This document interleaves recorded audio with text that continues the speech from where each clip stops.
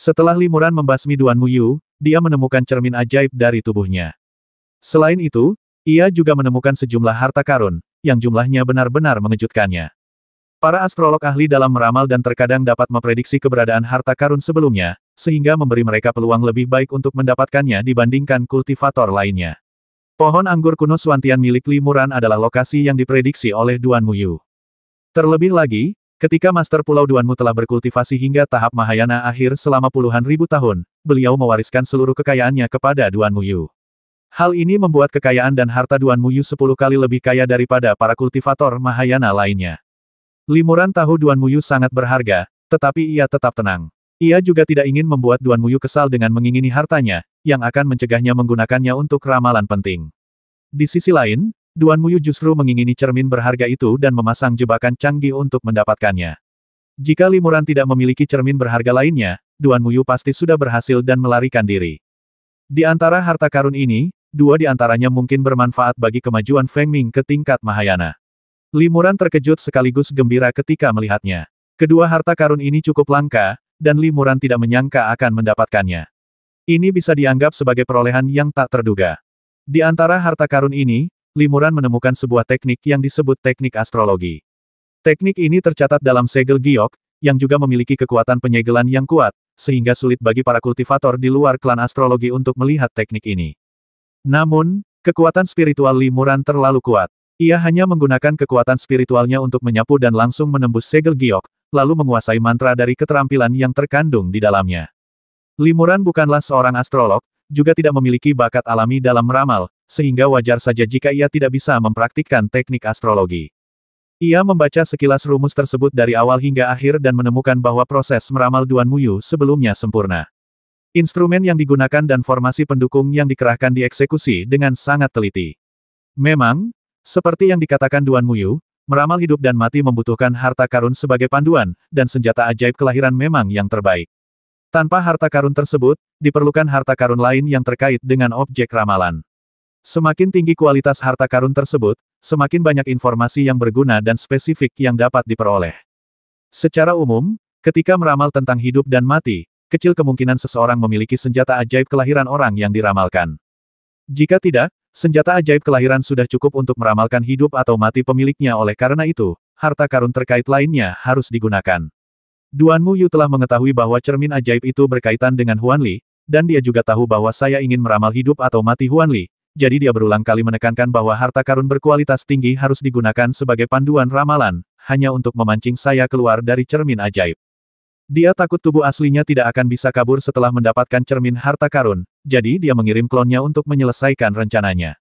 Jika dia menggunakan klonnya di hari biasa, tentu saja itu akan membangkitkan kecurigaanku. Jadi dia sengaja memilih langkah ini ketika dia sedang maju ke tahap Mahayana. Dengan begitu, sementara tubuh aslinya perlu mengkonsolidasikan wilayahnya, penampilan klonnya akan terlihat wajar dan tidak akan membangkitkan kecurigaanku. Rencana ini sungguh sempurna. Limuran mendesah pelan. Dengan kesabaran dan strategi anak ini, ditambah warisan yang diterimanya dari penguasa Pulau Duanmu, dia pasti akan mencapai hal-hal hebat di masa depan. Kemungkinan besar dia akan mampu berkultivasi hingga tahap akhir Mahayana. Sayang sekali dia bisa meramal hidup mati orang lain, tapi tidak bisa meramal nasibnya sendiri. Limuran mendesah lagi, lalu meremas segel giok itu dengan kelima jarinya dengan lembut, menghancurkannya berkeping-keping. Astrologi sudah musnah. Aku tidak punya dendam terhadap para astrolog, tapi aku tak pernah membayangkan mereka akan hancur di tanganku hari ini. Limuran segera kembali dari alam ibel, muncul kembali di benua Huamu, dan membuat janji dengan Hualing. Hualing memang telah mengumpulkan cukup banyak harta karun untuknya, semuanya digunakan untuk membantunya mencapai tingkat Mahayana dan sangat berharga. Seperti yang diharapkan dari klan kuat yang menguasai suatu wilayah, mereka telah mengumpulkan begitu banyak harta karun tingkat tinggi hanya dalam beberapa tahun. Limuran mengangguk puas berulang kali. Hualing tersenyum manis dan berkata, tentu saja saya akan berusaha sebaik mungkin untuk memenuhi instruksi rekan Daois Li. Selain itu, berkat pameran dagang terakhir, saya telah berkenalan dengan banyak rekan Daois dari berbagai latar belakang, jadi mengumpulkan harta karun ini tidaklah terlalu sulit. Terima kasih banyak. Limuran membungkuk dan mengucapkan selamat tinggal. Rekan Daois Li, apa kau pergi terburu-buru lagi? Hualing mengeluh, alisnya sedikit berkerut. Dalam waktu kurang dari 300 tahun, rekan Daois Li telah maju ke tahap tengah Mahayana. Dengan kemajuan yang begitu pesat, mengapa terburu-buru? Jika kau berjalan terlalu cepat, kau akan melewatkan pemandangan di sepanjang jalan. Mengapa tidak tinggal sebentar dan biarkan aku menemanimu mengunjungi tempat-tempat indah? Aku yakin itu akan membuat rekan Daois Li senang. Mendengar ini, Li Muran bergumam dalam hati, ya, aku berjalan terlalu cepat dan melewatkan pemandangan di sepanjang jalan. Dahulu kala, aku juga bermimpi menjadi seorang kultivator tingkat tinggi suatu hari nanti, bergandengan tangan dengan kekasihku, dan bebas berkelana di antara langit dan bumi. Sayangnya. Setelah berkata demikian, Li Muran terdiam sejenak, lalu menggelengkan kepalanya sedikit dan berkata sambil tersenyum kecut, sayang sekali aku tidak berminat menikmati pemandangan itu. Teman Hua, sampai jumpa lagi. Li Muran membungkuk dan mengucapkan selamat tinggal, lalu berubah menjadi seberkas cahaya dan menghilang ke dalam kehampaan. Hua Ling menatap tempat cahaya kemerahan itu menghilang, mendesah pelan, lalu berkata lirih, sepertinya kecantikan dalam benaknya bukanlah peri ini. Bagi seseorang yang begitu mencintainya, membuatnya menyampaikan perasaannya jauh lebih sulit daripada naik ke surga. Sepertinya kali ini, peri ini sangat sulit. Namun, peri ini bukan orang yang mudah menyerah. Peri ini berhasil mencapai tahap akhir Mahayana, dan ia telah melewati banyak kesulitan. Tantangan ini tidak ada apa-apanya. Beberapa bulan kemudian, Li Muran kembali ke benua Suening dengan bantuan terowongan luar angkasa dan melalui kehampaan. Feng Ming masih menyendiri, berjuang mencapai tingkat Mahayana. Ketika Xiao Lei melihat Li Muran kembali, ia bertanya dengan cemas, apakah Tuan Muda Xiao Yu berhasil maju? Apakah ia mengetahui kehidupan nyonya?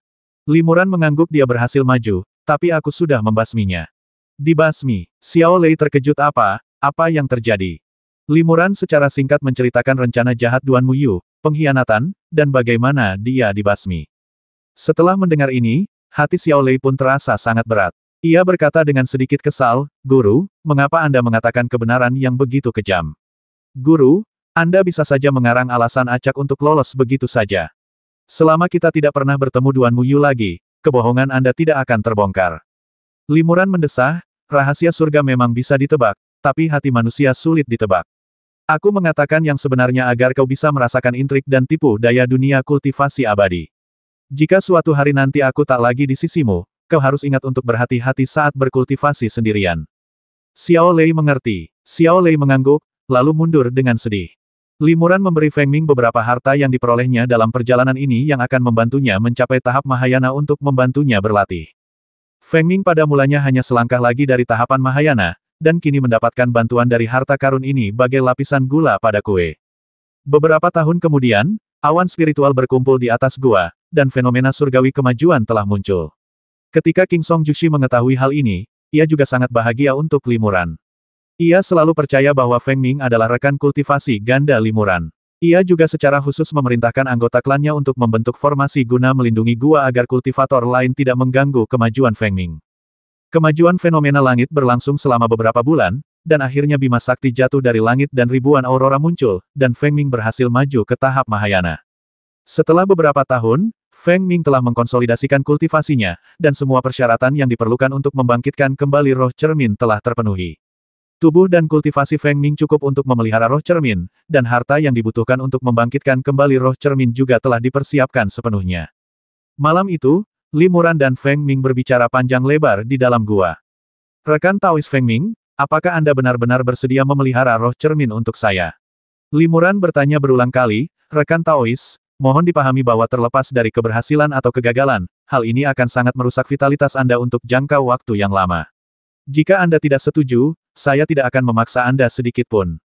Feng Ming tersenyum tipis dan berkata, Feng Ming sungguh bersedia. Feng Ming juga pernah kehilangan orang-orang terkasih, jadi tentu saja dia mengerti keinginan rekan Daois Li untuk menghidupkan kembali saudari Huan Li.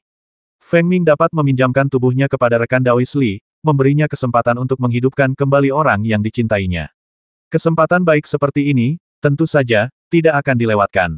Mengenai vitalitas yang rusak, dapat dipulihkan secara bertahap melalui latihan. Jika bukan karena bantuan rekan Daois Li, Feng Ming tidak akan bisa lepas dari identitasnya sebagai klan Mei, dan akan semakin sulit baginya untuk maju ke tingkat Mahayana. Jadi, apa pentingnya jika sedikit vitalitas rusak? Feng Ming percaya bahwa jika Feng Wu masih hidup dan menghadapi masalah, dan rekan Daois Li perlu mengeluarkan sedikit vitalitas untuk menyelamatkannya, rekan Daois Li tidak akan pernah menolak permintaan Feng Ming. Feng Ming dan rekan Daois Li adalah teman dekat, jadi tidak perlu bersikap sopan. Rekan Daois Li, atur saja untuk membuka kembali roh cermin dan menghidupkan kembali Suster Huan Li, dan Feng Ming tentu akan bekerja sama sepenuhnya. Terima kasih, Feng Ming. Limuran mengangguk penuh emosi. Di dunia kultivasi abadi, ada cukup banyak kultivator yang bisa bekerja sama dengannya demi kepentingan bersama, tetapi mungkin tidak banyak yang bisa mengorbankan sebagian kepentingan mereka sendiri untuk membantu Limuran. Feng Ming tak diragukan lagi salah satunya. Sedangkan Hualing, Limuran tak tahu apakah ia akan melakukan hal yang sama. Atau lebih tepatnya, Limuran mengira ia mengerti Feng Ming, tetapi Hualing masih menjadi misteri baginya. Ini pula sebabnya mengapa Limuran dapat membagi rahasia terbesarnya tentang membuka kembali roh cermin dengan Feng Ming, namun tidak menyebutkan sepatah kata pun tentang hal itu di hadapan Hualing. Beberapa bulan kemudian, Limuran mulai menyiapkan formasi pembukaan roh, menyiapkan berbagai alat, dan secara resmi membuka kembali roh cermin. Limuran menempatkan cermin ajaib yang direbutnya dari Xiao Yaozi di tengah formasi pembuka roh, lalu menempatkan lusinan harta karun tambahan yang diperlukan di berbagai posisi formasi sesuai arah yang berbeda. Kemudian, ia mengikuti metode dan langkah-langkah yang diajarkan Xuan Guang untuk membuka roh cermin, dan dengan cermat menjalankan setiap langkah proses dengan fokus pada pembukaan roh cermin. Limuran memahami kegunaan spesifik sebagian besar harta karun tersebut, dan mengetahui peran serta bantuan yang mereka berikan dalam membangkitkan roh cermin. Namun, ada juga beberapa harta karun langka, dan Limuran tidak begitu jelas tentang efeknya. Ia hanya mengikuti metode Xiao Yaozi dan yang lainnya, berusaha membuat situasi persis sama seperti ketika roh tersebut dibangkitkan, dan menciptakan kembali peristiwa pemeliharaan roh cermin dan kelahiran Huanli. Limuran juga menggunakan batu tiga kehidupan, berharap bahwa dengan bantuan batu ini, roh cermin yang terlahir kembali dapat memulihkan sebagian ingatan Huanli. Tepat ketika Limuran berusaha sekuat tenaga untuk membuka kembali roh cermin, Miri Zhang Yue dan yang lainnya sedang mencari keberadaannya di suatu tempat di Laut Ibel Barat di alam Ibel. Guru, kami telah mencari di sekitar laut sedalam-dalamnya, inci demi inci, dan tidak ada jejak Tan Mei yang tersisa. Biksu astrolog itu juga telah menghilang, lapor seorang tetua Mahayana kepada Miri. Selama beberapa hari terakhir, Miri Zhang Yue telah mengerahkan puluhan ribu pembudidaya Ibel, termasuk Sekte Matahari dan Bulan dan pasukan afiliasinya, untuk mencari keberadaan Limuran dan Duan Mu Yu di Laut Ibel Barat, tetapi masih belum menemukan apapun. Sepertinya Tan Mei dan para kultivator klan astrologi kemungkinan besar sudah melarikan diri dari daerah ini. Setelah mendengar berita itu, bawahan saya segera memberitahu ketua sekte, tetapi sayangnya, mereka masih terlambat. Tetua Wei mendesah. Ia tidak berani mengatakan bahwa ia telah melepaskan kesempatan untuk menangkap Tan Mei karena ia tidak ingin bertarung sampai mati. Ia hanya mengatakan bahwa ia mengetahui keberadaan Tan Mei dari tetua Gong dan kepala kediaman Cheng, tetapi belum pernah bertemu langsung dengan Tan Mei. Bagaimanapun, tetua Gong dan kepala kediaman Cheng telah dibasmi oleh Tan Mei, dan tidak ada saksi mata atas ceritanya, jadi tidak ada yang bisa membantahnya. Aku tidak menyangka dia punya hubungan sedekat itu dengan para biksu dari suku astronomi. Lagi pula, dia melindungi para biksu dari suku astronomi dan membantu mereka mengatasi bencana. Aku penasaran apa yang ingin dia prediksi. Apakah dia juga mencari keberadaan cermin ajaib itu? Miri mengerutkan kening dan berbicara kepada peri Zhang Yue di sampingnya. Mungkin begitu. Namun, Raja Roda Darah telah lama menghilang dari dunia kultivasi abadi. Apapun kebenarannya, Ibel Seraka itu adalah satu-satunya petunjuk bagi kita untuk melacak keberadaan cermin harta karun. Kita tidak bisa membiarkannya pergi, kata peri bulan pemakaman. Miri mengangguk. Setelah ragu sejenak, ia dengan hati-hati bertanya kepada Penatua Wei, pesan apa yang disampaikan Penatua Gong kepada Anda sebelum kematiannya? Adegan pertempuran seperti apa yang Anda lihat di kejauhan? Mohon jelaskan secara detail dari awal hingga akhir, tanpa melewatkan satu detail pun. Ya, Penatua Wei setuju, lalu ia menceritakan kejadiannya secara rinci. Kecuali fakta bahwa ia tidak ingin melawan Limuran sampai mati dan memilih untuk melarikan diri, semua hal lainnya pada dasarnya benar, jadi semuanya teanisir dengan baik dan jelas tidak dibuat-buat. Setelah mendengar ini, Miri bertanya, apakah maksudmu kekuatan sihir beraroma kegelapan yang dia gunakan menyebabkan langit di sekitarnya langsung menjadi gelap, seolah-olah telah memasuki malam? Benar, Penatua Wei mengangguk. Saya masih jauh dari tempat mereka bertempur, tetapi saya menyaksikannya sendiri. Kekuatan magis atribut kegelapan yang ia tunjukkan sungguh luar biasa. Kekuatan itu benar-benar mengubah area luas laut di dekatnya, yang mencakup area puluhan ribu mil, menjadi malam yang pekat. Dalam kegelapan ini, bukan hanya tidak ada cahaya sama sekali, tetapi bahkan kesadaran ilahi pun tidak dapat menembus jauh. Jika bukan karena kekuatan magis yang dahsyat ini, Penatua Gong tidak akan mampu melarikan diri, bahkan jiwanya sendiri. Peri pengubur bulan sedikit mengernyit. Teknik atribut gelap yang dapat mengubah area kecil menjadi kegelapan cukup umum. Namun, Satu-satunya teknik yang dikabarkan mampu mengubah area seluas itu menjadi kegelapan tampaknya adalah teknik legendaris keturunan langsung klan mimpi buruk. Benar, Mieri menyetujui pernyataan peri Zhang Yue. Ia berkata, konon, di zaman kuno, ketika klan mimpi buruk masih menjadi salah satu dari 5 klan ibel besar, mereka menghasilkan banyak kultivator tingkat tinggi. Ketika seorang kultivator klan mimpi buruk mencapai tingkat kultivasi yang sangat tinggi, mereka dapat mengubah seluruh dunia ibel menjadi kegelapan. Selain teknik klan mimpi buruk, aku belum pernah mendengar teknik atribut gelap lain dengan kekuatan magis seperti itu, bahkan di dunia roh. Dengan kata lain, anak ini bisa menunjukkan kekuatan magis seperti itu, dia pasti sudah menguasai ilmu malam gelap tingkat tinggi milik klan mimpi buruk. Mungkinkah dia anggota klan mimpi buruk? Tanya Miri ragu. Tetua Agung Sekte Tianzu, Lu, yang berdiri di dekatnya, tergerak setelah mendengar hal ini dan berkata, ngomong-ngomong, aku tiba-tiba teringat sesuatu. Ketika Tetua Tian sedang membersihkan pemberontak sekte kami, kultivator klan mimpi buruk Ye Yanwang, ibel seraka itu juga menggunakan kekuatan magis atribut gelapnya untuk membantunya. Lebih lanjut, menurut Tetua Tian, teknik pupil gelap milik ibel seraka sangat meningkatkan kemampuan atribut gelap Ye Yanwang, itulah sebabnya Tetua Tian dikalahkan. Selain itu, Tan Mei bergabung dengan sekte Tianzu atas rekomendasi Raja Mimpi Buruk. Jadi, kemungkinan Tan Mei adalah seorang kultivator dari klan mimpi buruk memang sangat tinggi. Miri mengangguk dan berkata, sekalipun dia bukan kultivator klan mimpi buruk, dia pasti punya hubungan yang sangat dekat dengan klan mimpi buruk. Asal aku tahu dia bukan pengembara yang ceroboh, aku akan mencari cara untuk memaksanya muncul. Apa maksud suamiku? Hati peri bulan pemakaman tergerak, dan dia juga memikirkan sesuatu. Mieri mencibir dan berkata, konon, para kultivator klan mimpi buruk, seperti halnya para kultivator klan Haotian, sangat protektif terhadap rakyatnya sendiri. Klan mimpi buruk melarang keras para kultivator untuk saling bertarung dengan dalih apapun. Di saat yang sama, jika ada anggota klan yang sedang kesulitan, mereka harus mengulurkan tangan membantu. Justru karena inilah klan mimpi buruk bertahan hingga hari ini. Jika kita melancarkan serangan besar-besaran terhadap klan mimpi buruk dan menyebarkan berita itu, Tan Mei, seorang kultivator tingkat tinggi klan mimpi buruk, tidak akan tinggal diam. Selama dia muncul, kita bisa menangkapnya. Peri bulan pemakaman mengangguk pelan. Memang bisa saja, tapi masalah ini tetap membutuhkan perencanaan yang detail dan matang. Lagi pula, klan mimpi buruk adalah klan besar yang dipimpin oleh para kultivator Mahayana tingkat akhir, dan mereka sangat tertutup, sehingga sulit dihadapi. Miri mengangguk, lalu memanggil para tetua di sekitarnya dan memberikan perintah yang jelas. Sampaikan perintah ini, kirimkan sejumlah besar personel, dan lakukan pencarian menyeluruh di seluruh benua Xuanbian.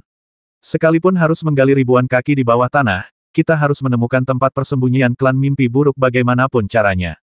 Ya, para tetua menerima perintah itu. Miri merenung sejenak sebelum berunding dengan peri Zhang Yue. Selain sekte kita sendiri dan pasukan afiliasinya, klan Haotian dari benua Tanduk Kuning adalah salah satu dari 5 klan ibel kuno.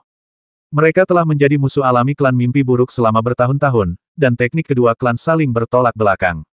Aku sendiri yang akan pergi dan mengundang klan Haotian untuk membantu kita memusnahkan klan mimpi buruk. Haha. Kepala keluarga klan Haotian selalu terobsesi dengan tanaman merambat kuno Xuantian. Jika aku menawarkan ini, kemungkinan besar dia tidak akan menolak. Bagus sekali, puji peri bulan terkubur. Kali ini, kita harus membuat keributan sekeras mungkin. Bukan hanya seluruh alam ibel harus tahu tentang ini, tetapi kita juga harus mengirim orang untuk menyebarkan berita ini ke seluruh penjuru dunia spiritual, agar berita itu pasti sampai ke telinga bocah itu. Setelah kita mengepung klan mimpi buruk, kita tidak akan membasmi mereka, tetapi kita harus bertindak seolah-olah kita berniat menghabisi klan mimpi buruk dalam sekali serang. Hanya dengan cara ini kita bisa memaksa bocah itu muncul. Aku khawatir dia tidak peduli dengan hidup atau mati klan mimpi buruk, kata Miri dengan sedikit khawatir, maka semua usaha kita akan sia-sia. Peri bulan pemakaman tersenyum tipis dan berkata, tidak perlu khawatir tentang itu. Saat itu, anak laki-laki itu, di ruang tertutup tanah ibel kekacauan, mengerahkan seluruh kekuatannya untuk melindungi beberapa murid dari Sekte Pedang Surgawi. Dia mempertaruhkan nyawanya, menahan tekanan yang luar biasa, dan bertarung melawan musuh-musuh kuat sendirian.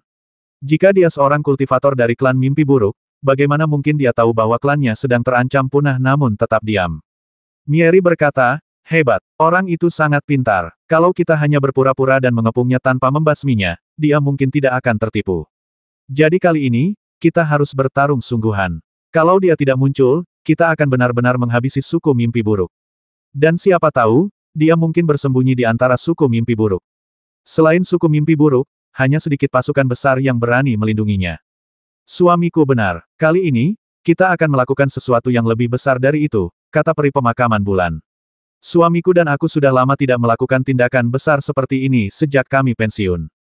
Kali ini, kita akan mengguncang alam Ibel sekali lagi, agar semua orang tahu bahwa alam Ibel adalah milik kita, suami istri. Di benua Suening di dunia spiritual, di suatu tempat di dalam gua yang sangat dibatasi. Limuran dan Feng Ming berjalan keluar dari aula tempat formasi kebangkitan spiritual didirikan. Di luar aula, Xiao Lei menunggu dengan cemas.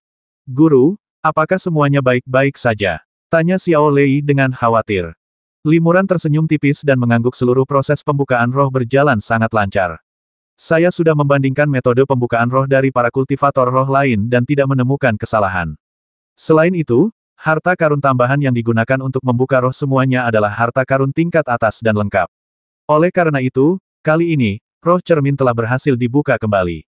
Jadi, roh cermin baru itu ada di dalam perut Suster Feng Ming. Xiao Lei menatap Feng Ming dengan penuh kegembiraan dan rasa ingin tahu. Pipi Feng Ming sedikit memerah saat dia berkata, masih pagi, jadi tentu saja Suster Lei tidak bisa melihat apapun. Xiao Lei bertanya, aku ingin tahu kapan roh cermin baru akan lahir. Limuran berkata, dibutuhkan setidaknya 2 hingga 300 tahun untuk memelihara roh cermin. Saat itu, Xiao Yaozi dan yang lainnya tidak menyadari bahwa api yang bawaan roh cermin terlalu kuat, jadi mereka harus membekukannya selama 10.000 tahun untuk memadamkan api yangnya dan membiarkannya tumbuh dewasa. Kali ini, kami telah belajar dari kesalahan kami dan telah menambahkan beberapa harta karun atribut es tingkat atas untuk menekan api yang mungkin muncul selama pemeliharaan roh cermin. Oleh karena itu, roh cermin tidak perlu dibekukan selama 10.000 tahun, tetapi beberapa ratus tahun waktu pemeliharaan tetap diperlukan. Saya hanya berharap kita bisa menghidupkan kembali Huan Li kali ini, memberinya kesempatan untuk melanjutkan jalur kultivasinya yang belum selesai. Apakah dia bisa mengingat apa yang terjadi di masa lalu atau tidak, bukanlah suatu keharusan. Selama masa pengembangan roh cermin, Feng Ming tidak cocok untuk berkelahi dengan orang lain. Untuk menghindari potensi masalah, kita akan berlatih menyendiri di sini dengan damai. Biarkan perselisihan di dunia luar berlalu begitu saja. Feng Ming dan Xiao Lei keduanya mengangguk dan setuju. Suatu hari, lebih dari 100 tahun kemudian, Limuran menerima undangan dari Tuan King Song, yang meminta dia dan istrinya untuk menghadiri upacara perayaan. Ternyata belum lama ini, Master King Song telah mencapai tahap tengah Mahayana. Sebagai pemimpin umat manusia di benua kondensasi salju, beliau tentu saja mengundang sesama penganut Tao dari suku Ibel dan roh es di sekitarnya untuk merayakan kemajuan ini. Ini merupakan tradisi dalam dunia kultivasi abadi sekaligus etika dasar untuk menjaga hubungan dekat dengan kekuatan-kekuatan terdekat lainnya. Beberapa dekade yang lalu, setelah putri perihu dari ras Ibel maju ke tahap Mahayana, dia juga mengadakan upacara perayaan yang sesuai dan mengundang Taois King Song dan teman-teman Tao lainnya dari seluruh benua Suening untuk berkumpul. Terakhir kali seorang rekan kultivator Ibel mengundangnya, Limuran menolaknya dengan alasan pengasingannya. Kali ini, upacara tersebut diselenggarakan oleh King Song Jushi sendiri, dan berlangsung di wilayah manusia, tak jauh dari guanya sendiri. Limuran, juga seorang kultivator manusia, telah berkultivasi di benua kondensasi salju selama bertahun-tahun, menjadikannya semi-master. Tidaklah masuk akal dan logis baginya untuk menolak kali ini. Kami sedang berkultivasi di sini dan telah menerima banyak perhatian dari Guru King Song. Menghadiri upacara ini atau tidak akan memengaruhi hubungan beliau dengan umat manusia. Wajar jika saya bertemu dengan mereka. Limuran berkata kepada Xiao Lei, untungnya, kami tidak akan pergi jauh kali ini. Kami tinggal di dekat gua dan akan kembali paling lama 3-5 hari. Kau Ting Mahadewa di gua dan jaga Feng Ming. Jika ada masalah, segera beritahu saya dan saya akan segera kembali. Ya, Xiao Lei setuju. Limuran kemudian segera meninggalkan gua dan pergi mengunjungi Tuan King Song di kediamannya. Ketika Tuan King Song mengetahui bahwa Limuran telah keluar dari pengasingannya untuk menemuinya, ia terbang keluar untuk menyambutnya dengan gembira, tetapi ia melihat Limuran masih mengenakan jubah hitam. Namun, Tuan King Song sudah terbiasa dan tidak menganggapnya serius. Selamat, Tuan, atas pencapaian tahap tengah Mahayana. Limuran membungkuk dan mengeluarkan beberapa kotak giok dari lengan bajunya. Ia berkata, ini hadiah kecil sebagai tanda terima kasih saya. Daoyoumu sangat sopan, kata King Song Jushi sambil tertawa. Jika Daoyoumu tidak memberiku beberapa harta langka, aku mungkin tidak akan bisa naik ke tahap tengah secepat ini. Kali ini, aku mengundang Daoyoumu untuk keluar dari pengasingan, berharap aku dan Daoyoumu bisa menyapa para Taois bersama-sama. Bagaimanapun, meskipun rekan Daoismu bukan kultivator asli benua kondensasi salju, ia telah berkultivasi di sini selama bertahun-tahun. Ia juga seorang kultivator Mahayana yang langka di antara umat manusia kita, dan dapat dianggap sebagai salah satu pembawa acara upacara ini. Kita berdua akan menyapa sesama Daois dari klan Ibel dan klan Roh Es bersama-sama. Ini akan menjadi sopan santun dan juga akan sedikit menunjukkan kekuatan para kultivator manusia kita. Limuran mengangguk dan setuju. Ketika King Song Jushi bertanya mengapa nyonyamu tidak datang, Limuran mengarang alasan dan King Song Jushi tidak bertanya lagi. Upacara berlangsung dengan penuh semangat, dan wilayah manusia dipenuhi dengan sukacita. 3 hari kemudian, rekan-rekan Tao dari suku Ibel dan Roh Es datang untuk memberi selamat. Lebih dari 10 praktisi Mahayana datang ke sini. Meskipun beberapa orang, seperti Raja Spiritual Agung, tidak hadir secara langsung, mereka juga mengirimkan utusan untuk memberikan hadiah. Limuran dan umat Buddha awam King Song menyambut para sahabat Tao dari segala penjuru dan mengucapkan terima kasih satu persatu. Selama upacara tersebut, para kultivator Mahayana dari semua ras berkumpul bersama dan tentu saja berbicara tentang perkembangan terkini dalam dunia kultivasi abadi. Perihu dari ras Ibel berkata, meskipun benua Suening kita terpencil, tempat ini juga cukup damai. Yang lebih langka lagi adalah bahwa 3 faksi utama kita, ras Ibel, ras Roh, dan ras manusia, selalu dapat hidup berdampingan secara damai di benua Suening. Meskipun pasang surut tak terelakkan, dan meskipun terkadang ada konflik kecil, pada akhirnya, setiap ras dapat bertoleransi dan saling memaafkan, itulah sebabnya kita telah hidup damai selama lebih dari 10.000 tahun. Benar, kata King Song Jushi sambil mengangkat gelasnya. Setiap suku punya suka duka. Ketika kuat, mereka tidak boleh menindas yang lemah ketika lemah, mereka tidak boleh bersekongkol dengan musuh asing. Inilah satu-satunya cara untuk menjaga perdamaian dunia kultivasi benua Suening. Raja Roh Agung dari suku Bingling, sebagai kultivator terdepan di benua Suening, tidak pernah menindas suku manusia dan Ibel. Ini adalah tanda penghormatan. Kami bersulang untuk Raja Roh Agung dari jauh. Semua orang mengangkat gelas mereka, dan beberapa kultivator dari klan Roh Es juga menyampaikan rasa hormat mereka dengan sopan. Seorang tetua Roh Es berkata, kata-kata Guru King Song sangat masuk akal. Bahkan klan Roh Es kita pasti akan mengalami masa-masa kemunduran dan kekurangan penerus. Meskipun kita saat ini kuat, kita tidak berani bertindak drastis. Di zaman kuno dunia roh, ada banyak sekali ras yang kuat, tetapi hanya sedikit yang berhasil bertahan seperti klan Roh Es kita hingga hari ini. Ini adalah pelajaran terbaik bagi kita. Tetua lain menimpali, bisa menikmati kedamaian di dunia kultivasi abadi adalah berkah bagi kita semua, para kultivator di benua Suening. Kalau tidak, jika keadaannya menjadi kacau seperti alam Ibel, apalagi para kultivator tingkat rendah, bahkan kita yang berada di tahap Mahayana pun akan tak berdaya dan tak mampu melindungi diri. Alam Ibel, hati Limuran tergerak ketika mendengar ini. Kenapa? Alam Ibel sedang kacau sekarang. Tuan King Song mengangguk dan berkata, rekan Taoismu telah mengasingkan diri selama bertahun-tahun, jadi dia mungkin tidak tahu tentang ini. Entah mengapa, beberapa dekade yang lalu, beberapa kekuatan besar di alam Ibel melancarkan perang besar-besaran, secara terbuka menyatakan niat mereka untuk membasmi sebuah klan, salah satu dari 5 klan Ibel besar di zaman kuno. Peristiwa ini tidak hanya melibatkan seluruh alam Ibel dan dunia para kultivator abadi dalam gejolak perang, tetapi bahkan memengaruhi dunia spiritual kita.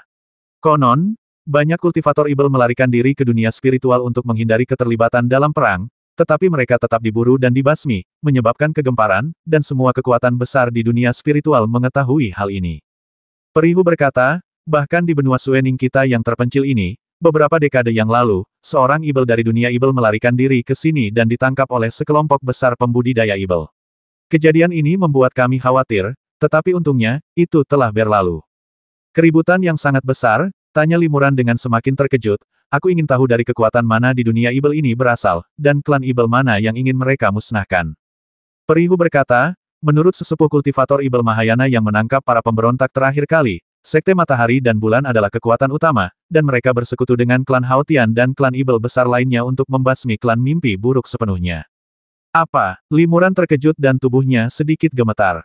Mengapa kamu begitu terkejut, saudaramu? Tanya Tuan King Song dengan heran. Maafkan saya, kata Limuran, mencoba menenangkan keterkejutannya. Saya dengar Sekte Matahari Bulan adalah kekuatan terdepan di alam Ibel, dan ketua sekte beserta istrinya bahkan sudah setengah jalan memasuki tahap penyeberangan kesengsaraan. Saya tidak pernah menyangka makhluk seperti itu akan muncul secara langsung, jadi saya sangat terkejut. Memang, Perihu mengangguk. Saat pertama kali mendengar ini, kami juga sama terkejutnya. Kami bahkan khawatir Sekte Matahari dan Bulan mungkin berencana memperluas pengaruhnya ke alam roh dan alam Ibel, tetapi selain berurusan dengan klan mimpi buruk, mereka tampaknya tidak mengambil tindakan apapun. Semua orang terus berdiskusi, dan topik segera beralih ke dunia kultivasi abadi di benua Suening. Limuran mengenakan jubah, jadi tak seorang pun bisa melihat perubahan ekspresinya. Ada badai di hatinya, tetapi tak seorang pun mengetahuinya. Mengapa Sekte Matahari Bulan melakukan ini? Meskipun Sekte Matahari Bulan adalah kekuatan terdepan di alam Ibel, klan Mimpi Buruk juga merupakan salah satu klan besar yang dipimpin oleh seorang kultivator Mahayana tingkat akhir. Sekalipun mereka bisa melenyapkan klan Mimpi Buruk dengan melakukan ini, mereka akan kehilangan banyak tenaga dan hanya mendapatkan sedikit keuntungan. Apa alasan mereka? Lagi pula, kenapa mereka begitu mencolok?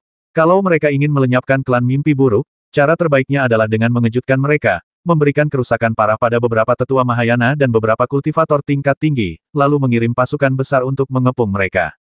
Namun, dari informasi yang dikumpulkan Huxianzi dan yang lainnya, klan Matahari dan Bulan bertindak dengan sangat mencolok. Bahkan sebelum mereka bertindak, berita itu sudah menyebar luas, dan semua orang tahu. Bukankah ini memberi klan Mimpi Buruk banyak kesempatan untuk bersiap? Pikiran Limuran berpacu, satu demi satu pikiran melintas dalam benaknya. Tiba-tiba, sebuah pikiran terlintas di benaknya. Tujuan pemabuk itu bukan untuk minum. Mungkinkah tujuan utama Sekte Matahari dan Bulan bukanlah untuk membasmi klan Mimpi Buruk, melainkan memiliki tujuan lain? Saya khawatir ini adalah jebakan yang dipasang untuk saya. Memikirkan hal ini, Limuran tiba-tiba menyadari bahwa semuanya dapat dijelaskan dengan lancar. Mieri dan yang lainnya benar-benar gigih. Mereka benar-benar membuat keributan untuk memancingku keluar dan menemukan cermin berharga itu. Para pembudidaya Ibel yang memburu para pemberontak di alam roh dan alam Ibel pasti sengaja membuat keributan, dengan tujuan tunggal menyebarkan berita agar aku bisa mengetahuinya. Namun, harus kuakui, langkah mereka sungguh brilian. Kurasa aku tak bisa lagi menyendiri kali ini. Setelah kembali ke gua, Limuran menceritakan kepada Xiao Lei dan Feng Ming berita yang didengarnya. Xiao Lei berkata dengan temperamen guru, dia pasti tidak akan tinggal diam dan menonton. Kultivasi Xiao Lei telah meningkat pesat dalam beberapa tahun terakhir, dan dia bisa pergi bersama guru untuk bertarung dalam pertempuran besar. Limuran mengangguk dan berkata, aku memang berniat bertindak, tapi Xiao Lei harus tetap tinggal dan menemani Feng Ming. Feng Ming sedang mengandung roh cermin, jadi tidak nyaman baginya untuk bertarung. Aku merasa lebih tenang dengan Xiao Lei yang menjaganya. Juga, saya sudah menghubungi Master King Song. Saya berencana untuk bepergian dan telah memintanya untuk menjaga gua. Beliau akan mengirimkan kultivator manusia untuk menjaga gua. Jika Anda mengalami masalah, Anda dapat meminta bantuan Master King Song. Beliau adalah seorang kultivator Mahayana tingkat menengah dan memiliki hubungan baik dengan ras lain di benua Suening. Dengan beliau di sekitar, Anda seharusnya tidak akan mengalami masalah apapun. Feng Ming mengangguk dan berkata, selama kita menyendiri, kita tidak akan mendapat masalah. Tapi rekan Taois Li harus menghadapi seorang kultivator Ibel yang kuat, jadi berhati-hatilah. Limuran tersenyum tipis. Feng Ming, jangan khawatir, aku tahu batas kemampuanku. Jika tidak ada kesempatan, aku tidak akan mati sia-sia. Meskipun Miri Zhang Yue telah terkenal di alam Ibel selama bertahun-tahun dan memimpin pasukan terkuat di alam Ibel, dengan satu perintah, semua orang akan merespons.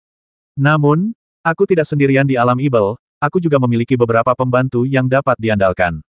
Beberapa bulan kemudian, Limuran telah meninggalkan benua Suening dan tiba di benua Huamu.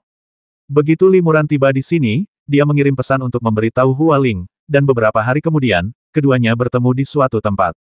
Rekan Taois Li, apakah kau melewati benua bunga dan pohon lagi? Apa kau akan pergi terburu-buru setelah hanya satu pertemuan? Tanya Hua Ling. Bukan begitu, Limuran menggelengkan kepalanya dan berkata dengan serius, kali ini, aku ingin meminta bantuan besar dari rekan Daois Hua. Setelah berkata demikian, Limuran menangkupkan tinjunya dan membungkuk dalam-dalam kepada Hua Ling. Hua Ling terkejut dan buru-buru berkata, Saudara Li, kenapa kau begitu pendiam? Hubungan antara kau dan aku luar biasa. Kalau kau butuh sesuatu, tanya saja padaku. Limuran mengangguk dan berkata, kali ini, aku tidak punya pilihan selain meminta rekan Daois Hua untuk memimpin para kultivator klan bunga dan pohon untuk melakukan sesuatu untukku di saat kritis ini. Ada apa? Hua Ling bertanya dengan rasa ingin tahu. Limuran tidak menjawab, tetapi mengalihkan pembicaraan dan berkata dengan kecerdasan rekan Daois Hua, dia seharusnya bisa menebak sesuatu. Hati Hua Ling tergerak, dan ia bertanya, mungkinkah ini ada hubungannya dengan perang saudara antar Ibel? Miri pernah mengeluarkan surat perintah penangkapanmu yang mahal, dan sekarang ia telah melancarkan perang besar-besaran di dunia Ibel. Mungkinkah semua ini ada hubungannya dengan rekan Daois Li? Itulah yang terjadi, kata Limuran. Sejujurnya, aku juga setengah anggota klan Mimpi Buruk. Kali ini, Mieri memimpin sekelompok pembudidaya ibel dan mengancam akan membasmi klan mimpi buruk. Tujuan mereka tak lain hanyalah untuk memancingku keluar. Dan aku tidak bisa berdiam diri sementara klan mimpi buruk menghadapi genosida, jadi aku memutuskan untuk melawan para kultivator penghancur matahari dan para kultivator ibel lainnya. Namun, aku tak bisa melawan Mieri dan para kultivator ibelnya sendirian. Aku harus mengandalkan berbagai kekuatan. Para kultivator klan bunga dan kayu juga merupakan salah satu orang yang perlu kuandalkan. Namun, aku tak ingin seluruh klan bunga dan kayu terjerumus dalam pertempuran hidup dan mati. Aku hanya butuh mereka untuk berperan di saat kritis. Apa sebenarnya rencanamu, rekan Daois Li? Tolong jelaskan dengan jelas, kata Hualing. Limuran mengangguk dan menjelaskan rencananya secara rinci. Akhirnya, ia berkata, rekan Taois Hua dan para kultivator klan Huamu tidak perlu terlibat dalam masalah ini, dan itu tidak ada hubungannya dengan kerja sama kita. Namun, jika rekan Taois Hua dan klan Huamu dapat membantu saya akan sangat berterima kasih.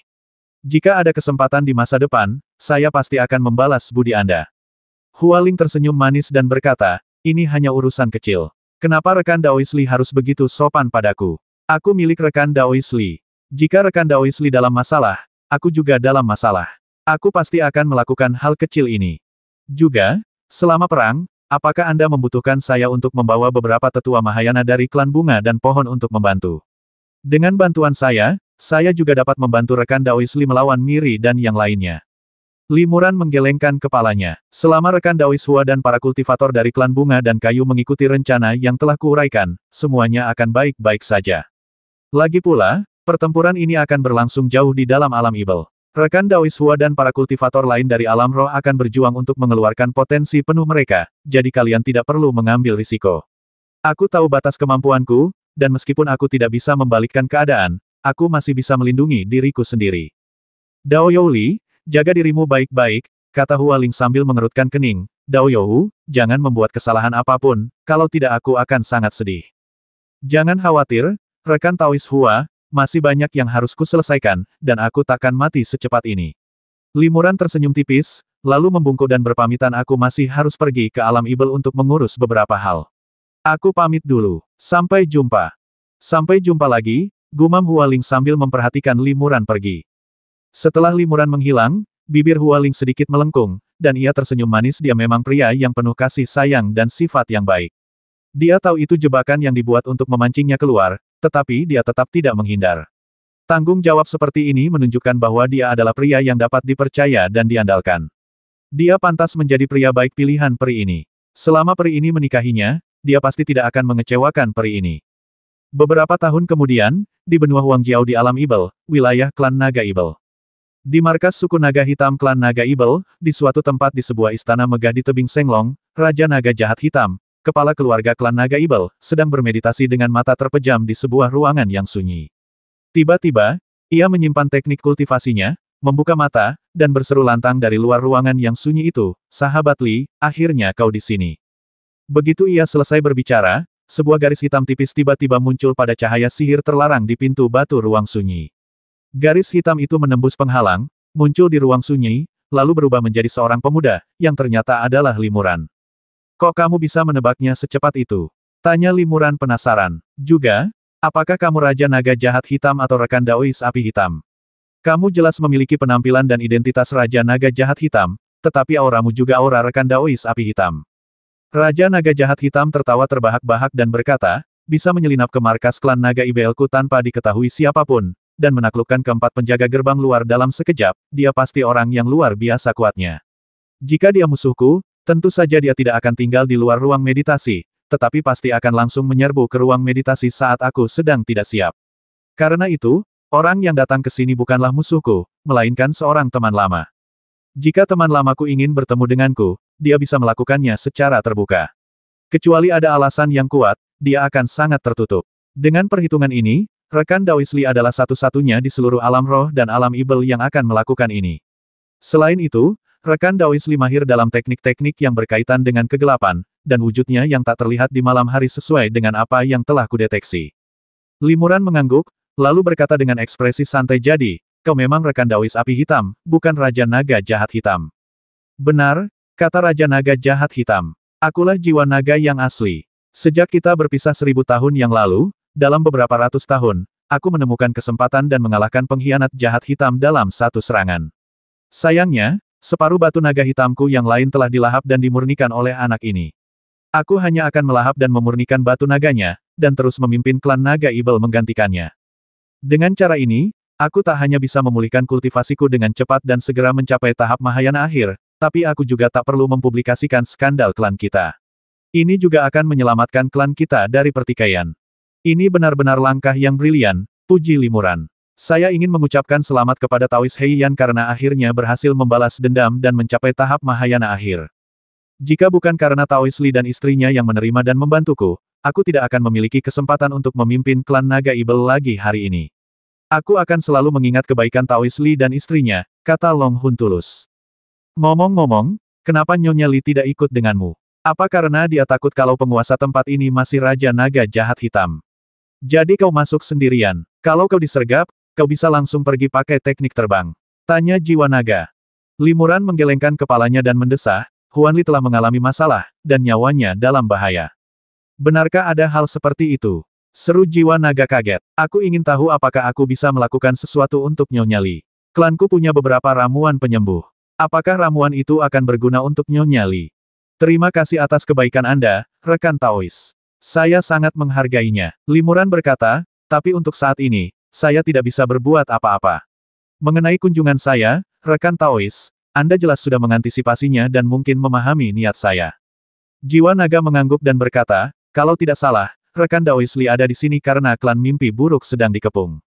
Benar, Limuran mengangguk berulang kali. Saya ingin tahu apakah Taois Heiyan punya saran tentang ini. Jiwa naga tersenyum pahit dan berkata, pasukan penghancur matahari dan pengubur bulan memang tangguh. Jika kau tidak ingin mengambil risiko, cara terbaik adalah menghindarinya dan menonton dari pinggir lapangan. Tapi aku tahu bahwa dengan sifat rekan Taois Li yang penuh welas asih, dia tidak akan pernah melakukan itu. Ketika rekan Taois Li membebaskanku lebih awal, aku berjanji kepadamu bahwa jika klan mimpi buruk dalam bahaya, aku akan maju dan melakukan yang terbaik untuk mendukung mereka. Sejujurnya, aku sudah membuat persiapan dan mengumpulkan banyak ajudan terpercaya klan Naga Ibel. Aku hanya menunggu panggilan rekan Taois Li untuk mengumpulkan pasukan kultivator klan Naga Ibel dan menuju benua Xuanbian untuk membantu klan mimpi buruk melawan Miri dan anak buahnya. Terima kasih, rekan Taois. Limuran mengangguk penuh terima kasih. Kebaikanmu sungguh terpuji. Bagaimanapun, ini benua tanduk kuning, dan letaknya cukup jauh dari benua Xuanbian. Jika klan Naga Ibel pergi ke medan perang, bukan hanya akan merepotkan, tetapi juga akan dengan mudah membuat musuh waspada dan mengungkap niat mereka. Aku punya rencana lain. Selama rekan Taois Heiyan mengikutinya, aku tak hanya bisa melawan pasukan kultivator Ibel yang dipimpin Mieri dan yang lainnya, tapi aku juga bisa mencegah para kultivator klan Naga Ibel menderita terlalu banyak kerusakan, dan aku tak akan membiarkan klan Naga Ibel terseret ke dalam perang dan membahayakan diri mereka sendiri. Di suatu tempat di ujung selatan benua Xuanbian di alam Ibel, terdapat sebuah cekungan yang dikelilingi pegunungan. Cekungan ini cukup luas, membentang ratusan ribu mil. Iklim di cekungan ini menyenangkan, dengan cuaca seperti musim semi sepanjang tahun dan vegetasi yang rimbun, yang menjadi tempat berkembang biaknya banyak binatang ajaib herbivora tingkat rendah.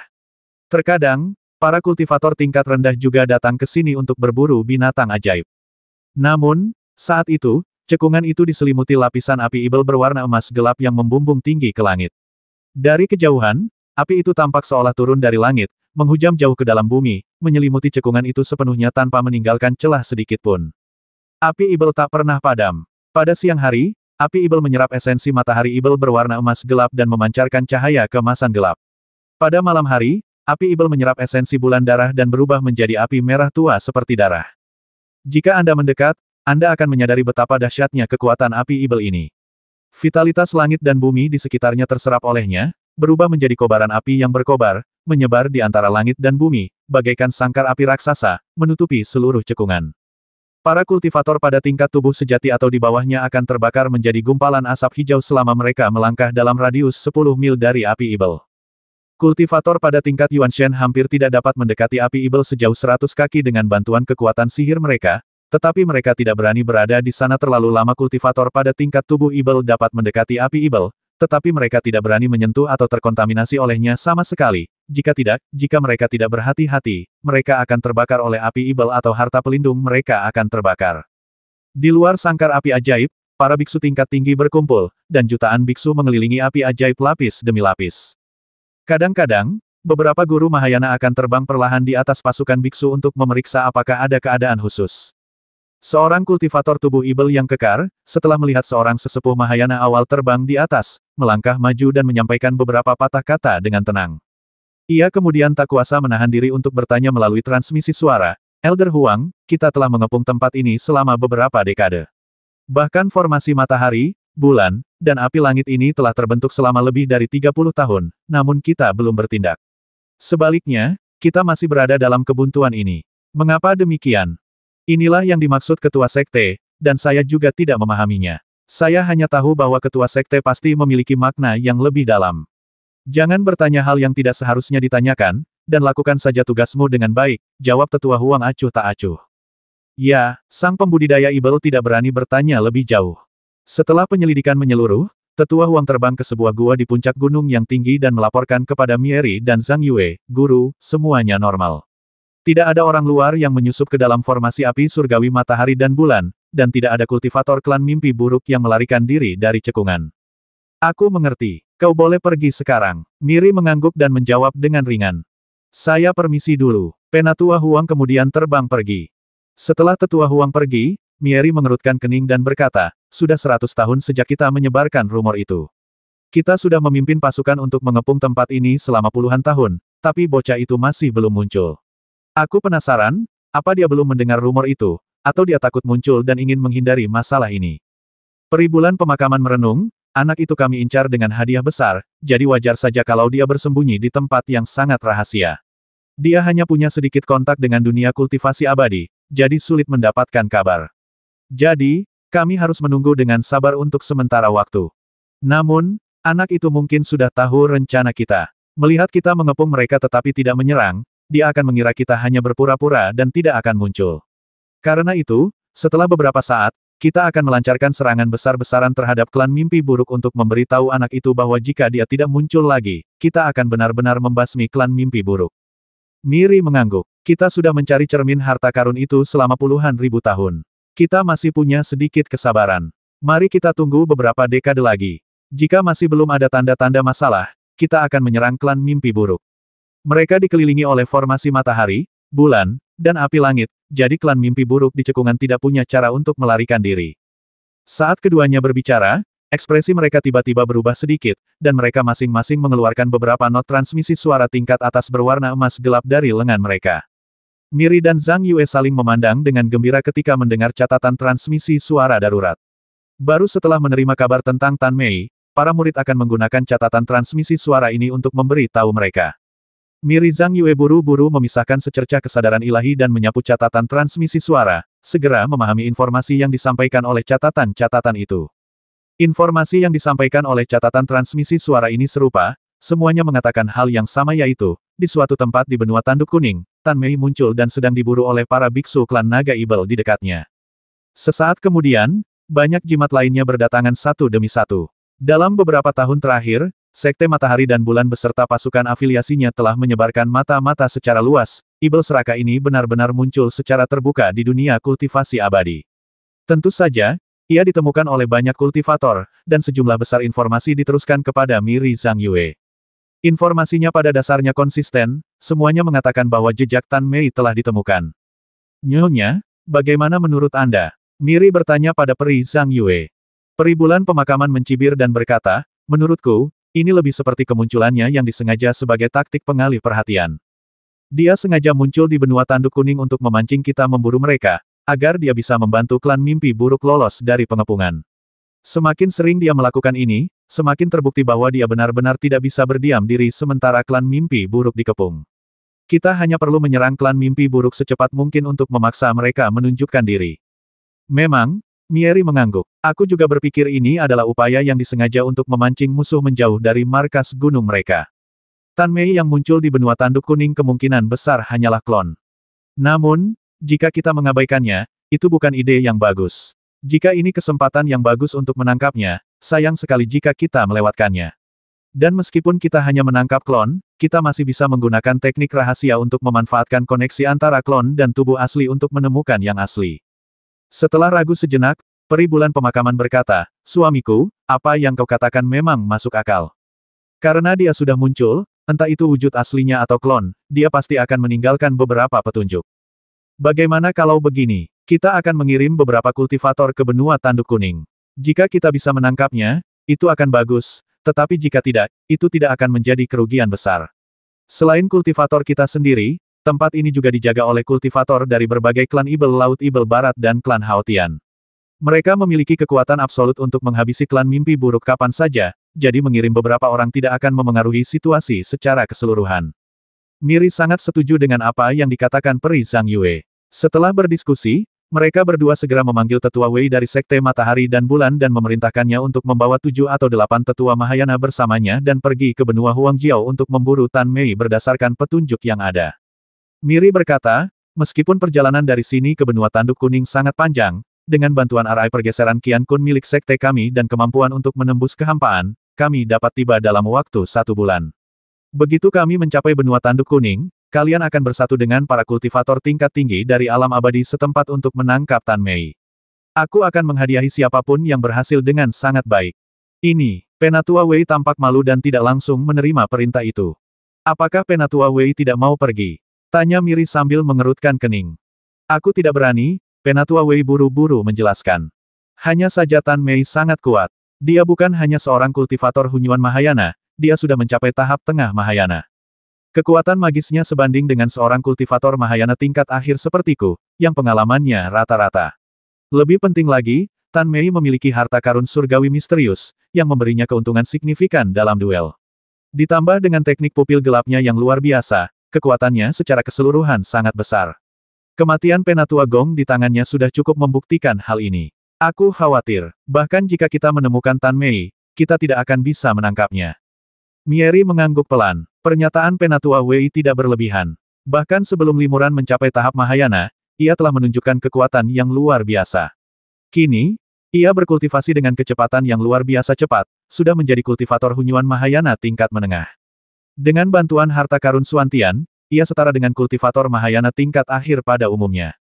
Menangkap makhluk seperti itu, mungkin hanya sedikit di seluruh alam roh dan ibel yang mampu melakukannya. Sementara para perimiri dan Zhang Yue merenung, sebuah pesan transmisi suara lain membawa kabar bahwa Tan Mei telah berulang kali melukai para kultivator tingkat tinggi dari berbagai ras yang datang untuk menangkapnya. Banyak kultivator Mahayana telah terluka olehnya, termasuk seorang tetua Mahayana tingkat menengah dari klan Naga Ibel. Bahkan kepala keluarga klan Naga Ibel, Raja Naga Jahat Hitam yang baru saja mencapai tahap Mahayana akhir, tidak mampu menaklukkan Tan Mei. Peribulan Pemakaman berkata, Gan Mei mampu melawan kultivator Mahayana lainnya dan bahkan melukai seorang tetua klan Naga Ibel dengan parah. Itu berarti dia bukan klon, melainkan wujud aslinya. Kekuatan orang ini jauh lebih unggul daripada sebelumnya. Aku khawatir hanya kau dan aku yang bisa menangkapnya. Dia mungkin sengaja mengungkap keberadaannya di benua tanduk kuning dan terlibat dalam pertempuran sengit dengan kultivator lain. Dia mungkin mencoba memberitahu kita bahwa dia berada di benua tanduk kuning, agar kita bisa menghentikan pengepungan klan mimpi buruk dan memburunya di sana. Bagaimana kalau begini? Aku akan pergi ke benua tanduk kuning bersama tetua Wei dan yang lainnya. Sementara itu, suamiku akan memimpin pasukan dan tetap di sini untuk melancarkan serangan terhadap suku mimpi buruk sesegera mungkin. Entah orang itu berhasil memancing harimau itu menjauh dari gunung atau benar-benar muncul di benua tanduk kuning, dia akan dipaksa jatuh ke dalam jaring yang telah kita pasang.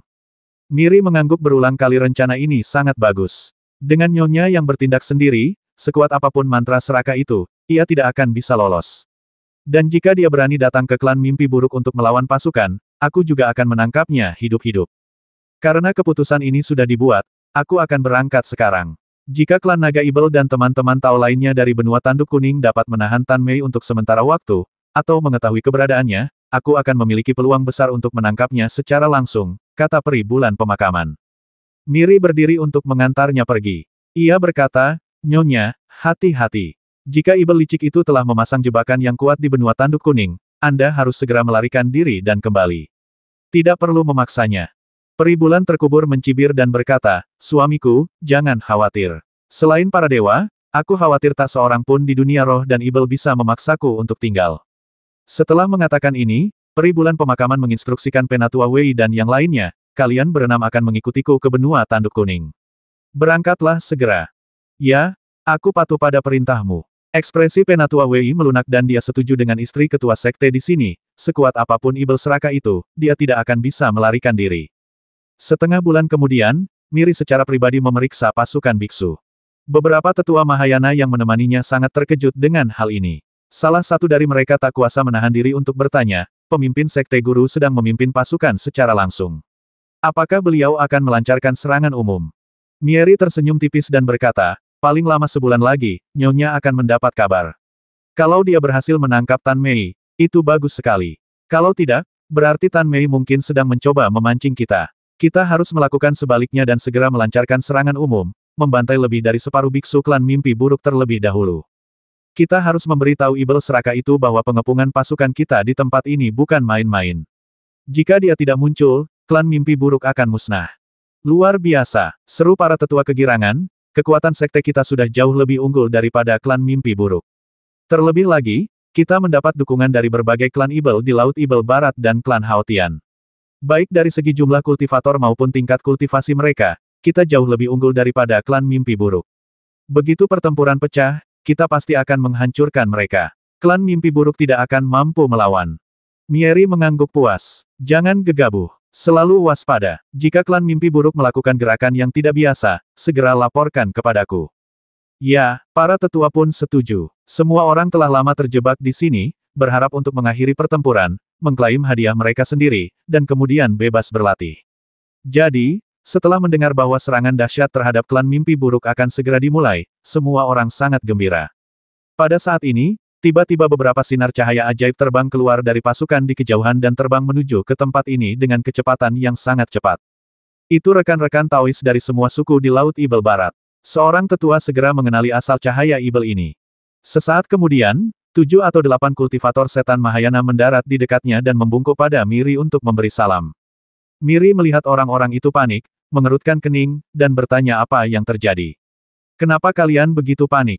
Melapor ke senior Miri, kami di sini untuk mengundurkan diri. Kata salah satu pembudidaya Ibel. Mundur, Miri tertegun, lalu wajahnya muram dan berkata, serangan umum akan segera dimulai.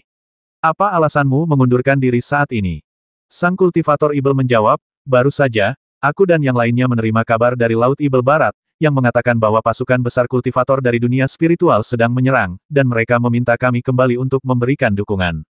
Kultivator Ibel lain juga berkata, Laut Ibel Barat adalah markas beberapa suku Ibel seperti milikku. Jika ditaklukkan oleh pasukan kultivator dari dunia spiritual, kita akan terancam punah. Karena itu, kita tidak punya pilihan selain kembali ke Laut Ibel Barat. Kuharap senior Miri mengerti. Pasukan pembudidaya spiritual, tanya Miri ragu, tahukah kau siapa pasukan ini? Sang kultivator Ibel menjawab, menurut informasi yang kami terima, seharusnya ada pasukan kultivator besar yang sebagian besar terdiri dari klan bunga dan pohon. Kami, berbagai klan di Laut Ibel Barat, adalah yang paling dekat dengan titik pertemuan alam roh dan alam Ibel. Jika pasukan alam roh melancarkan serangan besar-besaran, kami akan menjadi yang pertama menanggung bebannya. Kultivator Ibel lainnya menambahkan, dan aku juga menerima kabar bahwa kali ini pemimpin klan Huamu, almarhum kultivator Mahayana, yang memimpin pasukan secara langsung. Tindakan berskala besar seperti ini pasti ada agenda besar. Suku bunga dan pohon, Miri mengerutkan kening. Alam roh dan alam Ibel telah menyatu selama bertahun-tahun. Bukankah kalian semua hidup damai? Mengapa suku bunga dan pohon tiba-tiba melancarkan serangan besar-besaran? Seorang tetua kultivator Ibel menjawab, meskipun kami meninggalkan banyak anggota klan dan kultivator kami di Laut Ibel Barat, sebagian besar kultivator tingkat tinggi telah datang ke sini. Mungkin klan bunga dan pohon, setelah mengetahui hal ini, mengira pertahanan kami lemah dan memberi mereka kesempatan untuk mengeksploitasi, jadi mereka memimpin pasukan besar kultivator spiritual untuk menyerang. Pasukan kultivator dunia spiritual telah memasuki dunia Ibel. Para kultivator yang kita tinggalkan hanya mampu bertahan paling lama 3 hingga 5 bulan. Oleh karena itu, kita harus segera memimpin para kultivator kita kembali ke Laut Ibel Barat untuk melawan pasukan spiritual. Selain itu, kekuatan pasukan alam roh tidak boleh diremehkan. Mereka berani menyerang alam Ibel, jadi kemungkinan besar mereka sudah siap. Saya harap senior Miri akan mempertimbangkan kerja keras kita dan mengirimkan lebih banyak biksu sekte matahari dan bulan untuk membantu kita melawan pasukan penggarap spiritual. Apakah kita perlu mengirim biksu sekte matahari bulan untuk membantumu? Miri tampak gelisah. Setelah ragu sejenak, ia berkata, para biksu kita masih harus tinggal untuk menghadapi klan mimpi buruk. Mereka tidak bisa membantumu melawan pasukan spiritual untuk saat ini. Kau tidak perlu terburu-buru mundur. Tunggu beberapa hari. Aku akan mengirimkan pesan transmisi suara kepada pemimpin klan bunga dari klan bunga dan pohon, memintanya untuk mundur. Kau tidak perlu terlalu khawatir. Meskipun dia seorang kultivator spiritual, dia mungkin akan memberiku sedikit rasa hormat. Sebaiknya Senior Miri maju ke depan, kata seorang kultivator Ibel dengan hati lega. Miri segera mengeluarkan jimat transmisi suara dan mengucapkan beberapa kata kasar dengan cara yang benar dan tegas, lalu menyerahkannya kepada seorang tetua Laut Ibel Barat, memintanya untuk mencoba menyampaikan kata-kata ini ke tangan pemimpin klan Hua dari klan Huamu melalui serangkaian jimat transmisi suara tingkat tinggi. Tetua Laut Ibel Barat ini segera menyampaikan pesan tersebut kepada para kultivator Ibel di Laut Ibel Barat. Para kultivator Ibel Laut Ibel Barat kemudian mengirim orang untuk menyampaikan pesan tersebut kepada pasukan kultivator spiritual. Dalam beberapa hari, pesan itu akan segera jatuh ke tangan pemimpin klan Hua. Beberapa hari kemudian, para tetua Laut Ibel Barat bergegas memberi penghormatan kepada Miri. Apa, suku Huamu masih belum mundur? Miri mengerutkan kening. Mungkinkah pemimpin suku Hua tidak mau memberiku wajah ini? Seorang tetua dari Laut Ibel Barat berkata, menurut utusan suku kami, utusan tersebut menyerahkan catatan transmisi suara berisi kata-kata Senior Miri kepada kepala suku Hua secara langsung. Namun, setelah mendengar kata-kata Senior Miri, kepala suku Hua hanya mencibir dan langsung mengeluarkan perintah, memerintahkan para tetua suku Huamu untuk memimpin pasukan spiritual mereka dan merebut pulau-pulau di Laut Ibel Barat dalam waktu 1 bulan. Konyol sekali. Miri menggebrak meja dan berdiri dengan geram. Gadis kecil ini, waktu aku terkenal dulu, mungkin dia belum bangun. Sekarang dia bahkan tidak peduli padaku, dan berani memimpin pasukan ke dunia Ibel. Para tetua Laut Ibel Barat membungkuk dan memohon, Senior Miri, semuanya sudah sampai pada titik ini. Kita tidak punya pilihan selain kembali ke Laut Ibel Barat untuk melawan para kultivator spiritual. Perjalanan ini panjang, jadi kuharap kau mengizinkan kami meminjam formasi pergeseran Qian Kun dari Sekte Matahari dan Bulan. Miri mendesah pelan. Ia tahu tak ada gunanya memaksa orang-orang ini untuk tetap tinggal. Fondasi klannya terancam. Bagaimana mungkin mereka sepenuh hati membantu Sekte Matahari dan Bulan menghadapi klan mimpi buruk? Jika mereka terlalu dipaksa, bisa-bisa pihak lain memberontak. Namun, pasukan biksu Sekte Matahari Bulan cukup kuat. Bahkan jika para biksu Laut Ibel Barat ini mundur, itu tidak akan memengaruhi situasi secara keseluruhan. Pasukan biksu Sekte Matahari Bulan juga cukup kuat untuk menghancurkan klan mimpi buruk. Memikirkan hal ini, Miri mengangguk dan berkata, baiklah, kau boleh pergi sekarang. Formasi pergeseran Qian Kun milik sekte kami juga bisa membantumu kembali secepat mungkin. Terima kasih, Senior Miri. Setelah para tetua Ibel mengucapkan terima kasih, mereka segera pergi dengan tergesa-gesa. Banyak biksu yang mengepung klan mimpi buruk mundur, tetapi yang tersisa cukup kuat. Miri Ming memerintahkan beberapa tetua Sekte Matahari dan Bulan untuk mendistribusikan kembali pasukan dan dengan cepat mengisi kekosongan yang ditinggalkan oleh para biksu ini dari Laut Ibel Barat. Tetapi hanya sehari setelah para biksu dari Laut Ibel Barat mengundurkan diri, para tetua klan Haotian juga menerima catatan transmisi suara darurat dari klan tersebut. Apa? Wajah Miri berubah drastis setelah mendengar hal ini dari para tetua klan Haotian. Klan Naga Ibel sebenarnya sedang memimpin pasukan saat ini, berniat untuk menghabisi klan Haotian. Klan Naga Ibel dan klan Haotian keduanya berada di benua tanduk kuning, satu di utara dan satu lagi di selatan. Mereka telah hidup damai selama puluhan ribu tahun dan tidak memiliki dendam satu sama lain. Mengapa klan Naga Ibel tiba-tiba menyerang klan Haotian, dan dengan kekuatan sebesar itu? Tetua klan Haotian berkata dengan penuh kekhawatiran, klan kami tidak begitu jelas tentang hal ini. Mungkin karena setelah Raja Naga Jahat Hitam, pemimpin klan Naga Ibel, mencapai tahap Mahayana akhir, beliau menjadi semakin ambisius dan ingin memperluas kekuasaannya serta mendominasi benua tanduk kuning. Awalnya, klan kami dan beberapa pasukan afiliasinya cukup kuat untuk melawan klan Naga Ibel. Namun, kali ini, klan kami memimpin pasukan besar untuk menyerang klan mimpi buruk. Hampir semua kultivator tingkat tinggi kami keluar, meninggalkan barisan belakang kami kosong melompong. Saya menduga Raja Naga Jahat Hitam melihat kesempatan ini dan ingin menghabisi klan kami dalam sekali serang. Miri merenung sejenak dan berkata, ini pasti konspirasi. Bagaimana mungkin kebetulan seperti itu bahwa Laut Ibel Barat dan klan Haotian bertemu musuh yang kuat di waktu yang hampir bersamaan. Ini hanya dalih untuk memancingmu dan yang lainnya mundur. Jangan pedulikan mereka. Pemimpin klan Haotian menggelengkan kepalanya berulang kali. Ia berkata, mayoritas kultivator tingkat rendah kita masih berada di benua Huangjiao, dan mereka adalah fondasi klan kita. Jika mereka benar-benar dibasmi oleh klan Naga Ibel, klan kita akan merosot dalam semalam. Di masa depan, ketika kekurangan penerus, klan kita bahkan mungkin akan musnah. Kita tidak mampu menanggung risiko sebesar itu. Sebagai kepala klan kita, saya salah mengirimkan pasukan besar untuk memperebutkan harta Suantian. Jika ini menyebabkan klan kita merosot, saya akan menjadi pendosa bagi klan Haotian selamanya. Oleh karena itu, aku harus segera memimpin klan Haotian kembali ke benua Huangjiao. Kita tidak boleh membiarkan klan Naga Ibel merusak fondasi kita. Aku juga meminta rekan Daois Mieri untuk menggunakan formasi pergeseran Qiankun untuk membantu kita kembali ke benua Huangjiao sesegera mungkin. Bagaimana kalau begini, kata Mieri, aku akan mengirim pesan transmisi suara kepada Raja Naga Jahat Hitam, memintanya untuk menarik pasukannya. Dia seorang kultivator dari dunia Ibel, jadi dia pasti tidak akan menolak untuk memberiku sedikit muka, kan? Pemimpin klan Haotian menggelengkan kepalanya berulang kali. Maafkan kelancangan saya, katanya. Raja Naga Jahat Hitam, yang tahu betul bahwa klan kita bekerja untuk Sekte Matahari Bulan dan rekan Taois Mieri, memimpin pasukannya untuk menyerang kita. Jelas, dia tidak mengindahkan kata-kata rekan Taois Mieri. Satu jimat transmisi suara saja tidak akan membuat Raja Naga Jahat Hitam mundur. Jika kita menunda beberapa hari lagi, saya khawatir sudah terlambat saat kita kembali ke benua Tanduk Kuning. Baiklah, Mieri mendesah pelan, kalian semua boleh pergi. Pokoknya, bahkan tanpa bantuan Ibel Laut Ibel Barat dan klan Haotian, kekuatan kita saja sudah cukup untuk menghabisi klan mimpi buruk. Patriark klan Haotian mengangguk, mengucapkan selamat tinggal, dan bergegas pergi. Apa-apaan ini? Setelah kultivator Haotian pergi, Mieri mengerutkan kening dan bergumam pada dirinya sendiri, kenapa ini terus terjadi?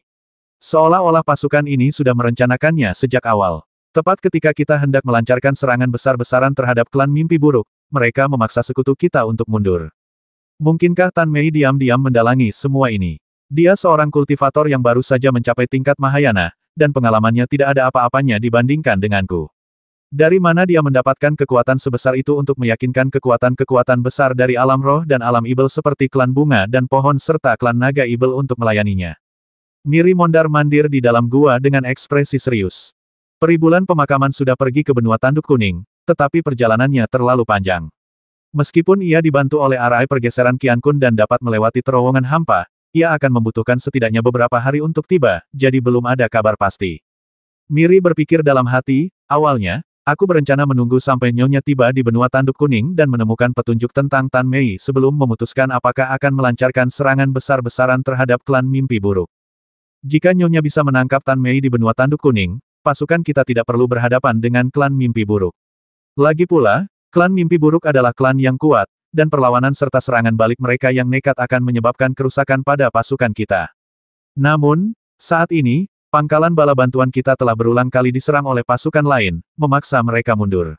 Pasti ada alasan tersembunyi di balik ini. Menunggu Nyonya mengirimkan kabar dari benua Tanduk Kuning terlalu pasif. Jika Ibel Serakah itu muncul dengan trik baru, situasinya akan semakin merepotkan. Mengapa tidak melancarkan gerakan umum terlebih dahulu, mengubah kepasifan menjadi inisiatif, dan membuat rencana yang telah disusun oleh Tan Mei dan yang lainnya tidak mampu mengimbangi laju upaya pasukan kita untuk membasmi klan mimpi buruk. Setelah merenung sejenak, Mieri pun mengambil keputusan. Ia memanggil semua tetua Sekte Matahari dan Bulan dan mengeluarkan perintah untuk melancarkan serangan umum besok untuk menghancurkan klan mimpi buruk. Mieri berkata, banyaknya keahlian dan kekuatan magis klan mimpi buruk hanya bisa digunakan dengan kekuatan maksimal mereka di malam hari. Jadi, kita akan mulai besok saat matahari Ibel terbit. Para tetua menerima perintah tersebut dan membuat pengaturan mereka sendiri. Semua orang berharap perang segera berakhir, jadi wajar saja tidak ada yang keberatan. Terlebih lagi, bahkan tanpa bala bantuan, Sekte Matahari Bulan dan Sekte Hukuman Surga yang berafiliasi dengannya saja sudah cukup untuk melenyapkan klan mimpi buruk. Malam itu, pasukan biksu bersiap bertempur, dengan suasana hikmat dan mematikan yang menyelimuti. Cahaya merah tua dari formasi api langit matahari bulan menerangi segala sesuatu dalam radius 100 mil dengan rona merah darah, membuat wajah setiap biksu tampak sangat ganas. Di suatu tempat di perkemahan, seorang sesepuh Mahayana sedang bermeditasi dengan mata terpejam di sebuah rumah batu. Tak lama kemudian, dua bawahan setingkat tubuh Ibel datang melaporkan bahwa semuanya sudah siap. Saya mengerti. Saya akan pergi sekarang, jawab tetua itu dengan tenang.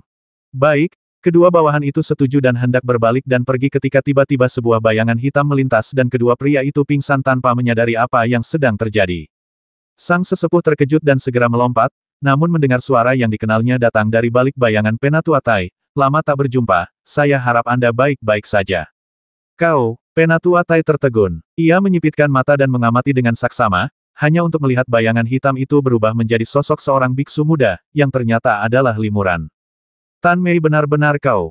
Tetua Tai terkejut. Bukankah kau muncul di benua tanduk kuning? Bagaimana kau bisa sampai di sini secepat ini? Bahkan dengan bantuan arai pergeseran Qian Kun, itu tidak mungkin secepat ini.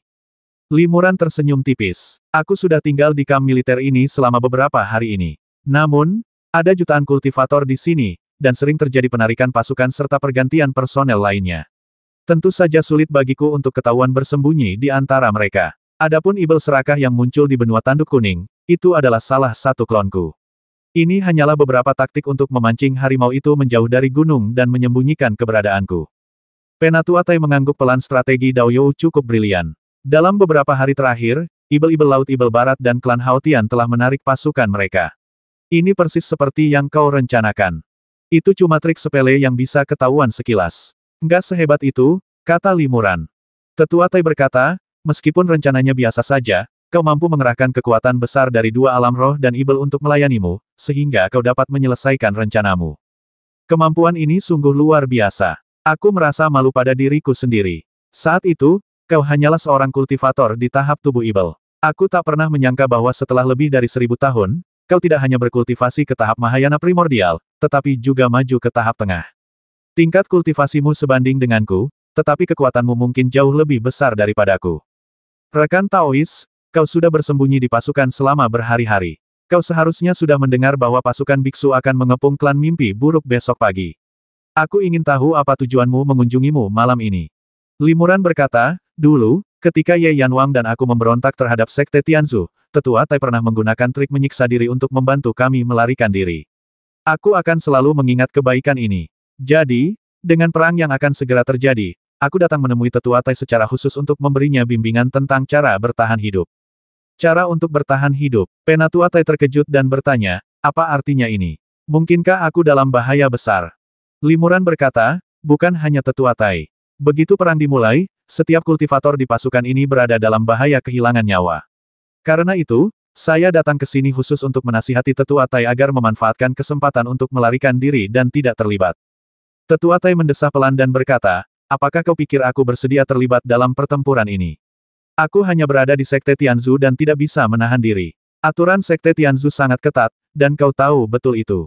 Jika aku melarikan diri dari medan perang, aku akan dianggap pengkhianat dan akan diburu setelahnya. Aku tidak akan pernah memiliki hari yang damai. Limuran tersenyum tipis dan berkata, saya sudah membuat pengaturan untuk ini. 3 jam dari sekarang, sekelompok kultivator akan menyerbu markas besar Sekte Tianzu. Ketika itu terjadi, Tetua Tai akan segera menawarkan diri untuk membawa beberapa bawahan terpercaya untuk mengusir musuh. Saya yakin Sekte Tianzu tidak akan bisa menuduh Tetua Tai atas kejahatan apapun. Sebaliknya, Tetua Tai akan dipuji atas jasanya yang telah merespons dengan tepat dan mengusir musuh.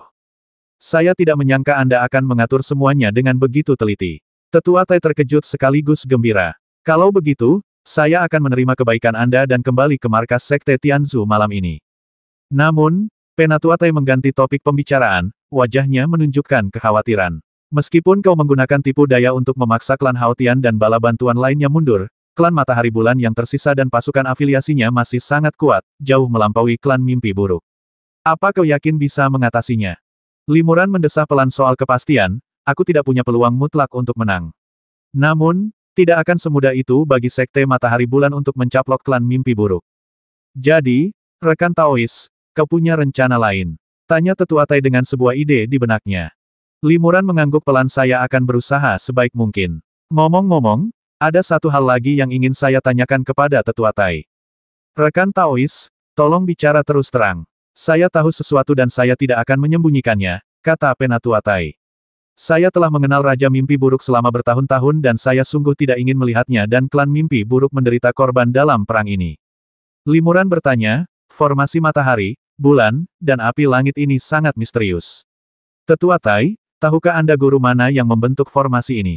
Tetua Tai berkata, ini Tetua Fang dari Sekte Matahari Bulan. Dia seorang kultivator Mahayana tingkat menengah dan ahli formasi nomor 1 di Sekte Matahari Bulan. Terima kasih atas bimbinganmu, Tetua Tai. Limuran membungkuk dan berkata, saya masih ada urusan. Saya pamit dulu. Sampai jumpa. Semoga kita bertemu lagi di masa depan. Tetua Tai mengangguk dan menatap Limuran yang menghilang di kegelapan malam dengan ekspresi serius. Namun, Limuran tidak pergi jauh. Ia bersembunyi di malam hari dan tetap tinggal di dekat rumah batu tetua Tai. Setelah beberapa saat, Limuran mengangguk, merasa lega. Sepertinya Penatua Tai tidak melaporkan kemunculanku kepada Miri, kalau tidak, pasukan tidak akan tinggal diam. Rahasia alam memang bisa diprediksi, tetapi hati manusia sulit ditebak. Sekalipun Limuran telah merancang rencananya dengan cermat, ia tak mampu memprediksi perubahan hati manusia. Karena itu, ia harus ekstra hati-hati. Setelah memastikan bahwa tetua Tai tidak mengkhianatinya, Limuran mengeluarkan jimat transmisi suara dan membisikkan beberapa kata ke dalamnya. Kemudian, dalam kegelapan malam, Limuran diam-diam datang ke gua tetua Fang dari Sekte Matahari dan Bulan. Dibandingkan dengan rumah batu tetua Tai, gua tetua Fang dijaga jauh lebih ketat. Tak hanya dijaga oleh 6 kultivator tahap tubuh ibel, gua tersebut juga dilindungi oleh lapisan pembatasan cahaya ibel. Penghalang cahaya ajaib ini tampak seperti lapisan tipis, hampir tak terlihat, tetapi Limuran tidak berani meremehkannya. Karena Penatua Fang di gua ini adalah ahli formasi terkemuka Sekte Matahari dan Bulan, penghalang pelindung yang ia pasang di luar guanya tentu saja bukan formasi sederhana. Untungnya, tingkat kultivasi ke-6 penjaga itu tidak terlalu tinggi, tetapi akan agak sulit untuk menaklukkan mereka semua sekaligus sebelum mereka sempat bereaksi, pikir Limuran dalam hati, sepertinya menggunakan kesadaran ilahi akan menjadi yang terbaik. Kekuatan kesadaran ilahi dapat diaktifkan dengan satu pikiran, dan tidak ada fluktuasi energi vital yang dihasilkan saat diaktifkan, membuatnya sulit untuk dideteksi sebelumnya. 6 penjaga sedang melayang di luar gua ketika mereka tiba-tiba melihat sosok gelap muncul dari jarak sekitar 6 meter di depan mereka. Terkejut, para penjaga hendak bertindak, tetapi sebelum mereka sempat mengambil jimat transmisi suara mereka, beberapa energi spiritual tak terlihat menyerbu tubuh mereka, mengirimkan hawa dingin ke hati mereka. Dalam sekejap, pikiran ke-6 pria itu membeku, dan mereka tak bergerak. Limuran muncul dan menghela napas lega. Menggunakan segel Dewa Es untuk menaklukkan kultivator tubuh ibel bukanlah hal yang sulit baginya. Namun, melepaskan 6 segel Dewa Es secara bersamaan jauh lebih sulit. Jika bukan karena keberhasilannya dalam mengolah sutra Taiksu dan kemajuan kultivasinya yang signifikan, hal itu akan sulit dilakukan. Setelah ke-6 orang itu ditundukkan, yang membeku hanya pikiran mereka, kehilangan kesadaran, dan tubuh mereka tidak bergerak, tetapi di permukaan mereka tidak tampak ada yang aneh dan napas mereka masih ada, jadi mereka tidak menimbulkan rasa waspada. Limuran mengabaikan ke-6 penjaga itu. Membasmi mereka hanya akan menarik perhatian. Ia perlahan mendekati cahaya sihir terlarang di luar gua dan mengeluarkan jimat giok hitam dari dadanya. Limuran dengan lembut meletakkan jimat giok hitam pada lampu ajaib terlarang, lalu mengulurkan jarinya dan menjentikkannya untuk mengaktifkannya. Jimat giok hitam itu berubah menjadi lubang hitam seukuran kepalan tangan, dan diam-diam melahap cahaya ajaib di sekitarnya. Dengan batuk ringan, jimat itu melahap lubang hitam berukuran sekitar 3 meter pada cahaya ajaib terlarang, sementara cahaya ajaib terlarang di tempat lain hampir tidak rusak. Limuran memanfaatkan kesempatan itu untuk melesat dan tenggelam ke dalam lubang hitam. Lubang hitam itu kemudian berubah menjadi bintik-bintik cahaya hitam dan menghilang. Setelah lubang hitam menghilang, cahaya sihir terlarang tetap utuh. Limuran diam-diam memasuki batasan tersebut, tetapi hampir tidak ada fluktuasi energi vital di sekitarnya, yang dapat dikatakan sangat tersembunyi. Jimat giok hitam ini merupakan modifikasi kecil dari jimat lubang hitam buatan Limuran, sebuah jimat khusus yang dirancang khusus untuk menembus batasan. Jimat ini dapat menciptakan lubang hitam di penghalang apapun, asalkan tidak terlalu kuat, sehingga Limuran dapat melewatinya dengan mudah dan sepenuhnya rahasia. Namun, begitu Limuran memasuki gua, sebuah suara keluar siapa yang membobol gua Fang. Seperti yang diharapkan dari seorang master formasi, dia mampu mendeteksi perubahan halus dalam kekuatan formasi. Hati Limuran bergetar. Karena pihak lain sudah menyadarinya, kita hanya bisa menggunakan guntur dan kilat untuk mengakhiri pertempuran dengan cepat.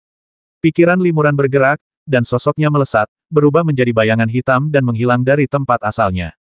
Sesaat kemudian, ia tiba-tiba muncul di aula gua.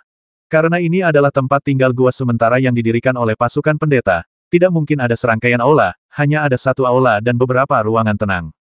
Limuran segera merasakan di mana tetua Fang berada, dan saat berikutnya bayangan hitam muncul di depannya. Penatua Fang terkejut. Setelah merasakan sedikit perubahan pada formasi, ia segera mengeluarkan jimat transmisi suara dengan hati-hati. Kini, melihat bayangan hitam melintas di depannya, ia langsung mengaktifkan jimat transmisi suara tanpa mengucapkan sepatah kata pun. Pada saat yang sama, Penatua Fang membuka mulutnya dan pedang berlapis emas berkilauan keluar dan menusuk bayangan hitam itu. Sosok hitam itu tidak menghindar atau menghindar, tetapi hanya melambaikan lengan bajunya, dan tiba-tiba sebuah tanaman merambat hijau terbang keluar, dan tanaman merambat hijau yang tak terhitung jumlahnya tumbuh keluar. Pedang tajam itu baru setengah jalan ketika dikelilingi dan terjerat oleh rambut hitam yang tak terhitung jumlahnya, dan tidak dapat bergerak di udara. Penatua Fang terkejut. Pedangnya memang tajam, tetapi tidak mampu memotong helaian rambut tipis itu. Ia buru-buru mengerahkan energi sejatinya, dan pedang itu tiba-tiba memancarkan semburan cahaya pedang kemasan. Cahaya pedang ini sangat tajam dan akhirnya memotong banyak rambut hitam, tetapi lebih banyak rambut hitam tumbuh di sulur-sulurnya, yang melilit pedang lebih erat lagi. Tetua Fang merasakan hawa dingin di hatinya. Ia benar-benar dikendalikan oleh lawan dalam satu gerakan. Tanaman merambat kuno ini adalah harta karun Suantian. Tetua Fang segera menyadari bahwa pedangnya adalah harta karun tingkat atas dari level harta karun Ibel Tongtian. Tanaman merambat kuno itu dapat menjerat pedangnya dalam satu gerakan, jadi kualitasnya pasti lebih tinggi. Itu pasti harta karun Suantian. Itu dia. Tetua Fang langsung menebak identitas limuran dan wajahnya tiba-tiba menjadi gelap.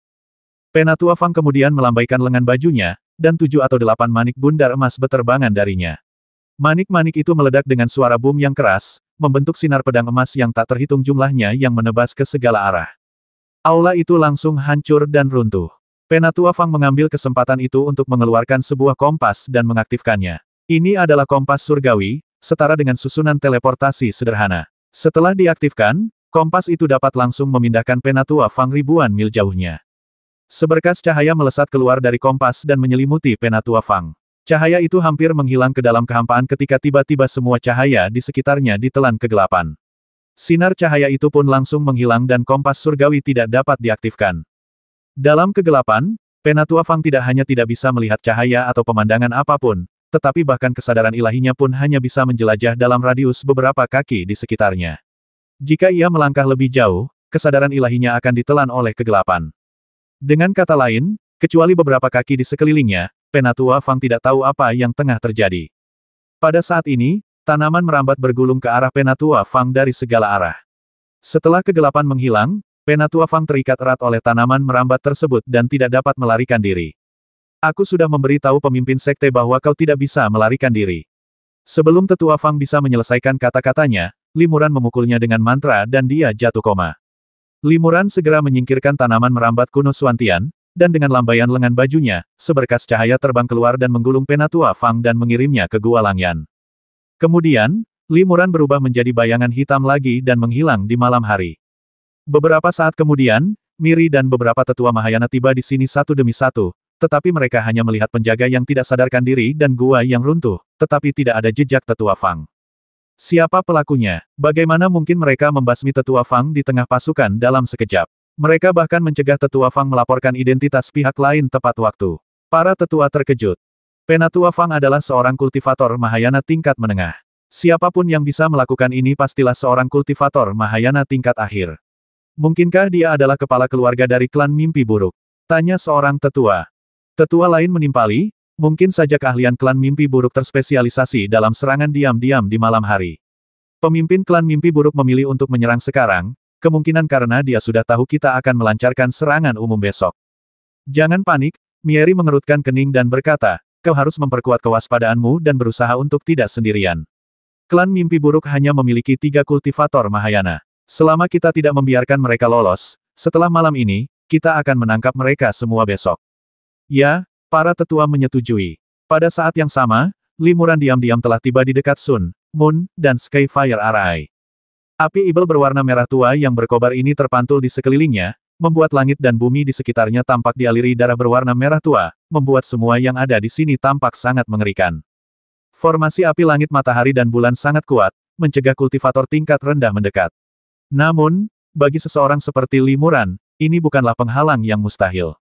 Limuran menarik napas dalam-dalam lalu berjalan lurus ke dalam api yang berkobar. Api ibel membakar tubuh Limuran, tetapi terhalang oleh lapisan baju zirah emas gelap yang dipenuhi duri yang tiba-tiba muncul. Baju zirah ini menghalangi api ibel, memungkinkan Limuran dengan mudah menembus penghalang api ibel setebal lebih dari 100 kaki dan memasuki baskom. Meskipun api ibel dari formasi langit matahari dan bulan ini dahsyat, kekuatannya masih jauh di belakang api sejati tingkat atas seperti api sejati gagak emas, pikir Limuran dalam hati. Zirah pedangnya, yang terbuat dari kulit binatang bertaring pedang yang kuat, bahkan mampu menahan api sejati gagak emas, jadi melawan api ibel ini bukanlah masalah. Namun, bagi seorang kultivator Mahayana biasa tanpa harta pelindung tingkat atas seperti itu, melintasi api ibel sepanjang 100 kaki ini akan menjadi tantangan nyata, yang membutuhkan pengeluaran esensi sejati dan mana yang sangat besar. Setelah Limuran memasuki baskom, dia segera memasang jimat pelarian 5 elemen dan kemudian tenggelam dalam tanah. Setelah menyelam hingga kedalaman 1000 kaki, Limuran merasakan gelombang energi vital samar tak jauh darinya. Ia mengikuti gelombang itu dan segera melihat cahaya ibel yang menyelimuti kedalaman bumi dan tak berujung. Limuran menggunakan teknik lubang hitam dan dengan mudah membenamkan dirinya dalam cahaya ajaib tanpa ditolak sama sekali. Itu memang metode klan mimpi buruk. Limuran merasa lega. Setelah memasuki cahaya ajaib, ia bergerak maju agak jauh di bawah tanah. Setelah menembus lapisan batu keras, matanya tiba-tiba terbuka dan sebuah kota bawah tanah yang besar muncul di hadapannya. Di sini gelap gulita, hanya beberapa mutiara berkilauan malam yang menggantung di atas kepala, menerangi langit bak galaksi bintang. Namun, Limuran, yang telah menguasai teknik pupil gelap, memiliki penglihatan yang menakjubkan di lingkungan ini. Ia memandang sekeliling dan melihat dunia di luar sana. Di balik kota di bawah sana, terbentang ladang, sungai, gunung, dan hutan. Di kejauhan, tampak kota-kota yang lebih besar dan desa-desa yang tak terhitung jumlahnya. Di kota dan desa, sosok manusia dapat dilihat di mana-mana. Tak diragukan lagi, inilah tempat berkumpulnya klan mimpi buruk langit malam gelap. Limuran tidak menyembunyikan auranya. Setelah menyapu pikirannya, ia segera terbang menuju kota terbesar di kejauhan. Limuran sangat cepat, tetapi sebelum dia mencapai kota, beberapa bayangan hitam terbang keluar kota dan terbang ke arahnya. Siapa yang menerobos masuk ke dalam gelapnya malamku? Sebelum bayangan itu tiba, suara lantang seorang lelaki tua terdengar dari kejauhan.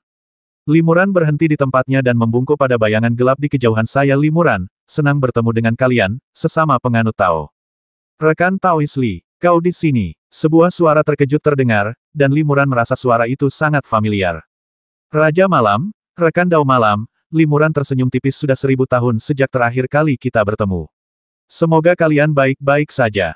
3 bayangan hitam berubah menjadi 3 biksu klan mimpi buruk dan mendarat di depan Limuran. Salah satu pria parubaya, seorang kultivator Mahayana tingkat menengah dengan ekspresi terkejut di wajahnya, tak lain adalah Raja Mimpi Buruk. Pria tua berambut putih di hadapannya, dengan kultivasi yang tak terpahami, jelas merupakan pemimpin klan mimpi buruk, seorang kultivator Mahayana tingkat akhir. Seorang pemuda lainnya berada di tahap Mahayana awal. Rekan Daois Li, kepala klan mimpi buruk tercengang. Ia mengamati Limuran dari atas ke bawah, tercengang. Bagaimana mungkin rekan Daois Li tahu teknik klan kita? Kakak ketiga, kenapa aku belum pernah mendengarmu menyebut rekan Daois Li ini? Limuran tersenyum tipis dan berkata, saya punya nama panggilan lain, Tan Mei. Kepala klan Tan Mei terkejut dan wajahnya tiba-tiba menjadi gelap. Tetua muda di tahap awal Mahayana langsung murka. Jadi kau Tan Mei.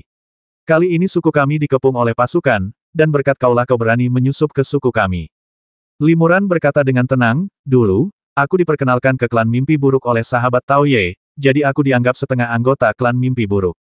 Sekarang klan ini sedang dalam kesulitan, dan itu karena aku, bagaimana mungkin aku tidak datang membantu? Tolong, tetua muda itu mendengus dingin dan berkata, tetua ini mengira kau di sini untuk mencari perlindungan. Kau sedang diburu oleh ibel-ibel besar seperti Miri, dan tidak punya tempat untuk melarikan diri. Kau tidak punya pilihan selain bersembunyi di antara klan kami. Namun, hal ini telah menyebabkan klan kami dikepung oleh pasukan kultivator dari berbagai klan, termasuk Sekte Matahari dan Bulan. Kita menghadapi bencana genosida. Menurut pendapatku, kita harus menangkap Tan Mei ini dan menyerahkannya kepada Miri untuk menyelesaikan krisis klan kita saat ini. Limuran tidak marah ketika mendengar ini. Ia tertawa terbahak-bahak dan berkata, seperti yang kuduga, sebelum aku bergabung dengan klan mimpi buruk, aku sudah menduga akan ada anggota yang menawarkan rencana ini. Memang, menyerahkan seorang anggota dengan imbalan perdamaian sementara memang kesepakatan yang bagus. Ketua klan agung, rekan Daois Ye, apakah kalian berdua sependapat?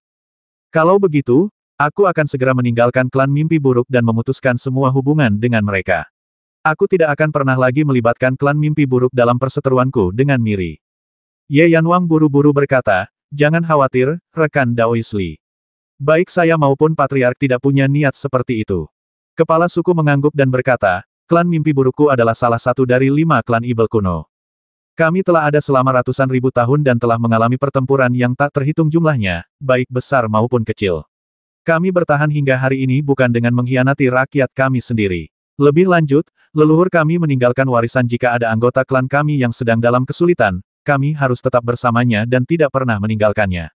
Kami tidak boleh meninggalkan anggota kami. Sekarang klan kita sedang dikepung, rekan Daois Li, yang menyadari betul bahayanya, telah muncul untuk membantu kita melawan musuh. Dia tidak mengabaikan keselamatan klan kita. Tentu saja, klan kita tidak akan meninggalkan rekan Daois Li. Setelah kepala suku selesai berbicara, ia menasihati tetua muda di sampingnya, Penatua Ying, tolong berhentilah berbicara dengan marah. Rekan Daois Li adalah seorang kultivator tingkat atas dari klan kami di alam bawah, yang mempraktikkan teknik kultivasi kami sendiri. Wajar baginya untuk bergabung dengan klan kami atas rekomendasi Penatua Ye. Sekarang kita semua satu klan, kita bersama-sama dalam hal ini. Kita harus membahas bagaimana menanggapinya. Penatua Ying mendengus dingin dan berkata, baiklah. Jika Tan Mei memang anggota klan kami, saya tidak punya komentar apapun. Namun, rumor mengatakan bahwa Tan Mei adalah seorang kultivator Hunyuan Mahayana dengan teknik kultivasi yang rumit. Mungkin dia hanya mempraktikkan beberapa teknik atribut gelap untuk menyamar sebagai anggota klan kami. Ye Yanwang tersenyum tipis mendengar ini dan berkata, rekan Daois Li, sepertinya kau harus menunjukkan kemampuan malam gelapmu yang tinggi, kalau tidak, saudara Ying tidak akan menerimanya. Selain saudara Ying, aku, Ye, juga ingin tahu. Rekan Daois Li telah membuat kemajuan pesat dalam kultivasinya selama bertahun-tahun, kekuatannya telah meningkat pesat, dan reputasinya telah menanjak. Aku ingin tahu sudah sejauh mana kemampuan klan kita. Kalau begitu aku akan melakukan kesalahanku. Mohon koreksi aku, Patriark Agung, rekan Daois Ye, dan rekan Daois Ying. Setelah Limuran mengatakan ini, ia bertepuk tangan dan cahaya hitam muncul dari tengah telapak tangannya, yang kemudian menelan semua yang ada di sekitarnya, membentuk lubang hitam berukuran sekitar 3 meter. Meskipun biksu klan mimpi buruk tingkat rendah pun dapat melakukan teknik lubang hitam, kekuatan teknik lubang hitam yang dilakukan oleh biksu dengan tingkat kultivasi yang berbeda sangatlah berbeda. Teknik lubang hitam yang dilakukan oleh biksu tingkat tinggi sangatlah berbeda dengan yang dilakukan oleh biksu tingkat rendah.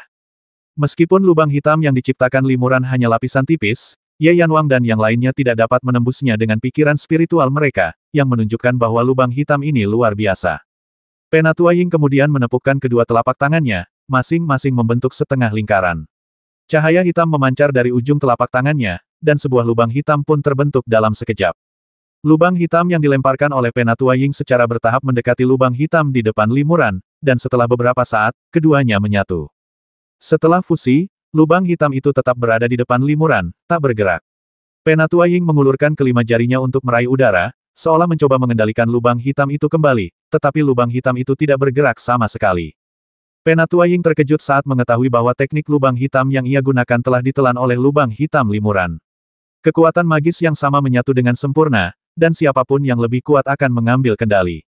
Penatua Ying benar-benar kehilangan kendali, dan lubang hitamnya pun tertelan sepenuhnya, menunjukkan bahwa kualitas lubang hitam yang ia gunakan jauh lebih rendah daripada milik Limuran. Sang Patriark juga sangat terkejut melihat ini. Ia segera mengulurkan jarinya dan menjentikannya. Cahaya hitam memancar dari ujung jarinya, membentuk lingkaran di depannya, membentuk lubang hitam, dan juga mendekati lubang hitam di depan Limuran. Limuran tersenyum tipis. Ia tahu sang Patriark sedang menguji kekuatan sihirnya, jadi ia mengulurkan jarinya dan menunjuk. Lubang hitam di depannya tiba-tiba membesar beberapa kali lipat, menelan lubang hitam yang dibuat sang Patriark dalam sekejap, membentuk lubang hitam yang lebih besar. Setelah itu, sang Patriark dan Limuran masing-masing mencengkeram di udara, keduanya mencoba mengendalikan dominasi lubang hitam.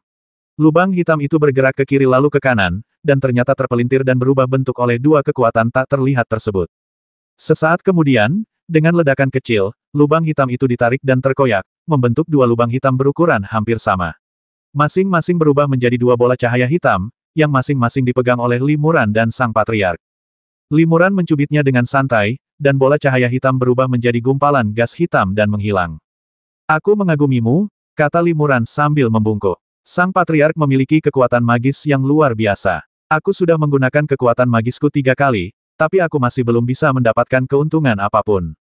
Sang Patriark juga menunjukkan kekaguman di wajahnya. Ia berkata, seperti yang diharapkan dari seorang kultivator Hunyuan Mahayana, rekan Daois Li, meskipun ia baru berada di tahap tengah kultivasi Mahayana, kekuatan magisnya mungkin tidak kalah denganku.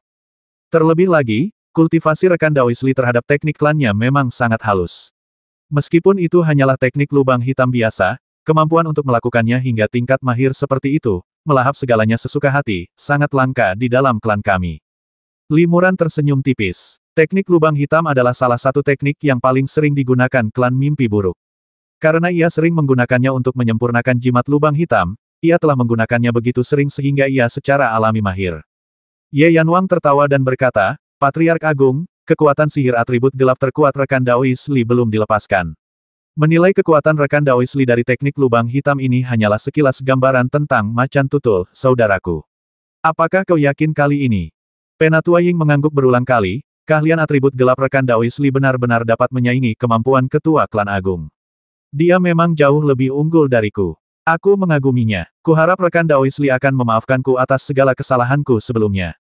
Setelah mengatakan itu, Penatua Ying membungkuk pada Limuran dan menyampaikan permintaan maafnya.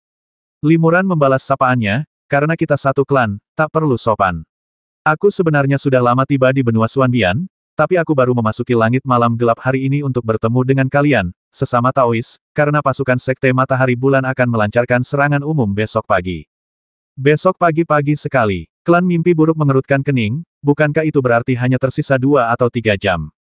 Benar, kata Limuran serius. Waktu hampir habis, jadi kita perlu membahas langkah-langkah penanggulangan dengan saksama. Aku telah mengintai di antara para kultivator Sekte Matahari dan Bulan selama berhari-hari dan pada dasarnya telah mengetahui detail dan kekuatan mereka. Sang Patriark mengangguk dan berkata, mari kita pergi ke aula utama untuk membahasnya dengan hati-hati. Pemimpin klan besar dan yang lainnya mengundang Limuran ke aula utama dan memperkenalkan beberapa biksu tingkat tubuh ibel penting dari klan mimpi buruk kepadanya, dan kemudian semua orang mulai membahas masalah penting. Limuran berkata, dalam setengah bulan terakhir, aku telah secara strategis memindahkan semua ibel dan kultivator Haotian dari Laut Ibel Barat dan memaksa mereka mundur. Mereka tidak lagi dapat berpartisipasi dalam perang. Zhang Yue juga memimpin beberapa Master Mahayana ke benua Tanduk Kuning. Sekarang, hanya pasukan kultivator Sekte Matahari dan Bulan, klan Ruoyu yang berafiliasi dengannya, dan Sekte Tianzu yang berada di bawah perintah Sekte Matahari dan Bulan. Saat ini, pasukan musuh memiliki total 480.000 kultivator, semuanya berada pada tahap-tahap Dharma atau lebih tinggi. Total ada 16 kultivator Mahayana, termasuk 3 yang berada di tahap Mahayana akhir, termasuk Miri. Limuran menjelaskan situasi pasukan Sekte Matahari dan Bulan satu persatu. Sang Patriark, Raja Malam, dan para biksu klan mimpi buruk semakin terkejut saat mereka mendengarkan. Klan Haotian dan pasukan lainnya sedang mundur. Ada apa? Tanya pemimpin klan itu tanpa bisa menahan diri. Limuran menceritakan secara singkat rencana dan rencananya sebelumnya. Ketiganya terkejut sekaligus gembira ketika mendengarnya. Jadi, rekan Daois Li sudah membuat pengaturan seperti itu. Pemimpin klan dan yang lainnya tak kuasa menahan diri untuk berseru kagum rekan Daois Li mampu memobilisasi kekuatan besar dari 2 alam roh dan ibel untuk membantu klan kita. Ini sungguh berkah bagi klan kita. Tetua Ying berkata dengan cemas, kemampuan rekan Daois Li memang telah sangat mengurangi tekanan pada klan kita. Namun, pasukan Sekte Matahari dan Bulan sendiri berjumlah lebih dari 480.000 orang. Meskipun klan kita memiliki ratusan juta anggota, tidak termasuk para lansia, wanita, anak-anak, dan kultivator tingkat rendah di bawah tahap Dharma, kita hanya dapat mengerahkan pasukan maksimal lebih dari 300.000 orang. Lagi pula, dari segi jumlah kultivator Mahayana, kami hanya berempat, termasuk rekan Daois Li, dan sulit untuk bersaing dengan musuh. Kira-kira apa saja jurus penangkal yang dimiliki rekan Daois Li? Limuran berkata, sebenarnya aku punya rencana lain. Namun, meskipun sudah kuhitung matang-matang, selalu saja ada yang terlewat. Kali ini, aku tidak menduga masyarakat Miri akan melancarkan serangan umum sebelum Zhang Yue menerima informasi yang tepat dari benua Huangjiao, jadi rencana awalku pun berantakan. Namun, selama kita bertahan selama 3 hari dan menerobos formasi langit api matahari bulan, 200.000 bala bantuan akan datang membantu kita, dan kita akan bergabung untuk melawan pasukan Sekte Matahari Bulan. 200.000 bala bantuan. Pemimpin klan terkejut sekaligus gembira, hampir tak berani mempercayainya. Ia berkata, apakah rekan Daois Li benar-benar berhasil mendapatkan bala bantuan? Sejujurnya, saya sudah berteman dengan banyak orang dari klan lain dan meminta bantuan mereka. Namun, setelah mengetahui bahwa mereka adalah Sekte Matahari dan Bulan, yang dipimpin oleh Mieri Zhang Yue, mereka dengan sopan menolak permintaan saya. Akhirnya, mereka takut menyinggung Mieri Zhang Yue dan yang lainnya. Pengalaman dan kekuatan keduanya jauh melampaui kultivator lain di benua Xuanbian. Faksi lain mengandalkan Sekte Matahari dan Bulan atau bersekutu dengannya, tetapi tak satu pun berani melawan mereka. Apakah rekan Daois Li benar-benar yakin mereka bersedia mengirimkan pasukan besar untuk mendukung mereka? Limuran mengangguk dan berkata dengan yakin, rekan Taois itu sudah berjanji padaku, dan dia tidak akan pernah mengingkari janjinya. Di dunia Ibel, memang hanya segelintir orang yang berani menantang Miri Zhang Yue, tapi dia salah satunya. Kepala suku berkata dengan gembira jika ada bala bantuan yang menyerang dari dalam dan luar, pasukan Sekte Matahari Bulan pasti bisa dikalahkan. Namun, kita masih punya dua masalah. Pertama, formasi Matahari Bulan Langit Api yang mengelilingi klan kita sangat kuat. Kita, para kultivator Mahayana, masih bisa menerobos, tetapi akan sulit bagi yang lain untuk melawan kita. Bahkan jika bala bantuan datang, akan sulit untuk bergabung dengan mereka. Limuran berkata, saya juga sudah memikirkan hal ini. Ada seseorang yang ingin saya temui, rekan-rekan Taois. Setelah berkata demikian, Limuran melambaikan lengan bajunya, dan dalam cahaya yang berputar-putar, seorang lelaki tua yang tak sadarkan diri terbang keluar. Limuran mengulurkan jarinya dan menjentikkannya. Seberkas cahaya memasuki tubuh lelaki tua itu, dan lelaki tua itu perlahan terbangun. Namun, kekuatan sihir di tubuhnya masih tersegel rapat, dan ia tidak bisa bergerak. Ketika lelaki tua itu melihat lingkungan redup di sekelilingnya dan melihat Night King, Limuran dan yang lainnya, hatinya mencelos, mengetahui bahwa dia telah datang ke klan mimpi buruk. Limuran berkata, ini tetua Fang dari Sekte Matahari Bulan, dan beliau juga ahli formasi terkemuka di sekte ini. Mari kita dengarkan pendapat tetua Fang tentang kelemahan formasi langit api matahari bulan. Ketika sang patriark melihat tetua Fang, dia berdiri kaget dan berseru, rekan Taois Fang, apakah itu Anda? Tetua Fang ini adalah seorang kultivator Mahayana tingkat menengah yang telah terkenal selama bertahun-tahun dan mampu memerintah suatu wilayah. Namun, ia ditangkap hidup-hidup dan dikendalikan oleh Limuran. Hal ini mengejutkan Raja Mimpi Buruk, yang mengetahui kekuatan Limuran, belum lagi para kultivator mimpi buruk lainnya. Saat bertemu dengan pemimpin klan agung, tetua Fang tersenyum kecut dan mendesah, pemimpin klan Ye, aku tak pernah membayangkan akan bertemu denganmu dalam situasi seperti ini. Rekan Taois Tan Mei, sang bangsawan, sungguh luar biasa kuatnya, sungguh tak dapat dipercaya. Sekarang setelah aku di penjara, aku penasaran apa yang akan dilakukan pemimpin klan Ye dan yang lainnya terhadapku. Limuran menoleh ke tetua Fang dan berkata, tetua Fang, kau tidak punya dendam terhadap klan mimpi buruk, dan kami tidak ingin mempermalukanmu. Namun, karena kau membantu Sekte Matahari Bulan membangun formasi api langit Matahari Bulan untuk mengepung klan kami tidak punya pilihan selain menyerangmu.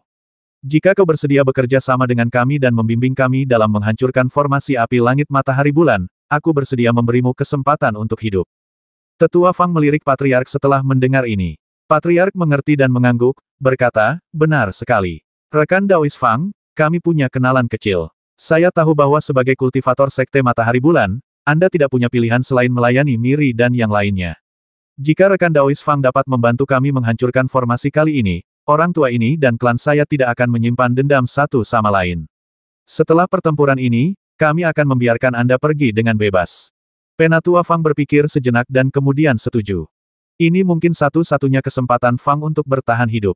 Aku bersedia bekerja sama. Kuharap Patriark Ye dan rekan Daois Tan Mei tidak mengingkari janji mereka.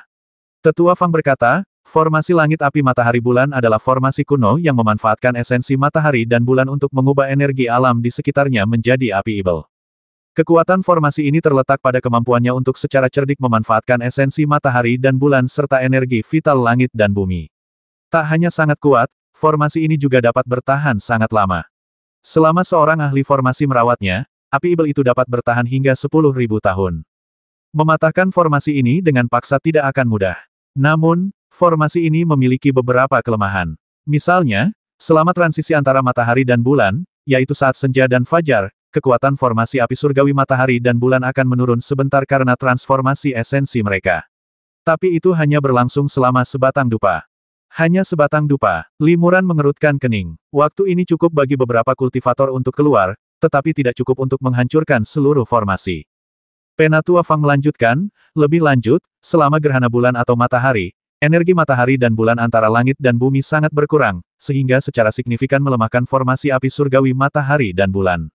Namun, fenomena ini hanya terjadi sekali setiap beberapa ribu atau bahkan puluhan ribu tahun di alam ibel, dan waktunya mengikuti pola tertentu yang dapat dihitung. Fenomena ini belum pernah terjadi dalam 100 tahun terakhir. Limuran bertanya lagi di mana pusat formasi ini, dan siapa yang mengendalikan instrumen formasi dan cakram ajaib. Tetua Fang berkata, inti formasi ini berada di dalam pasukan Sekte Matahari dan Bulan, dan dua cakram sihir terpenting yang dapat mengendalikan formasi ini adalah cakram matahari dan cakram bulan di tangan Miri Zhang Yue. Cakram matahari dan bulan. Hati Limuran bergetar. Ia tahu itu adalah harta karun Suantian, terbagi menjadi dua bagian cakram matahari dan cakram bulan, yang masing-masing dipegang oleh Miri dan Zhang Yue.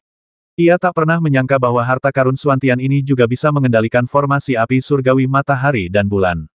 Miri memegang Sun Plate di tangannya, yang berarti dia bisa mengendalikan formasi ini di siang hari, tapi di malam hari, dia tidak bisa mengendalikan formasi ini, kan?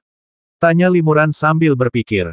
Benar sekali. Tetua Fang mengangguk. Limuran dan Ketua Klan Ye mengajukan beberapa pertanyaan lagi, lalu Limuran berkata, permisi, dan menyegel Tetua Fang lagi, membawanya ke surga Gua Langhuan.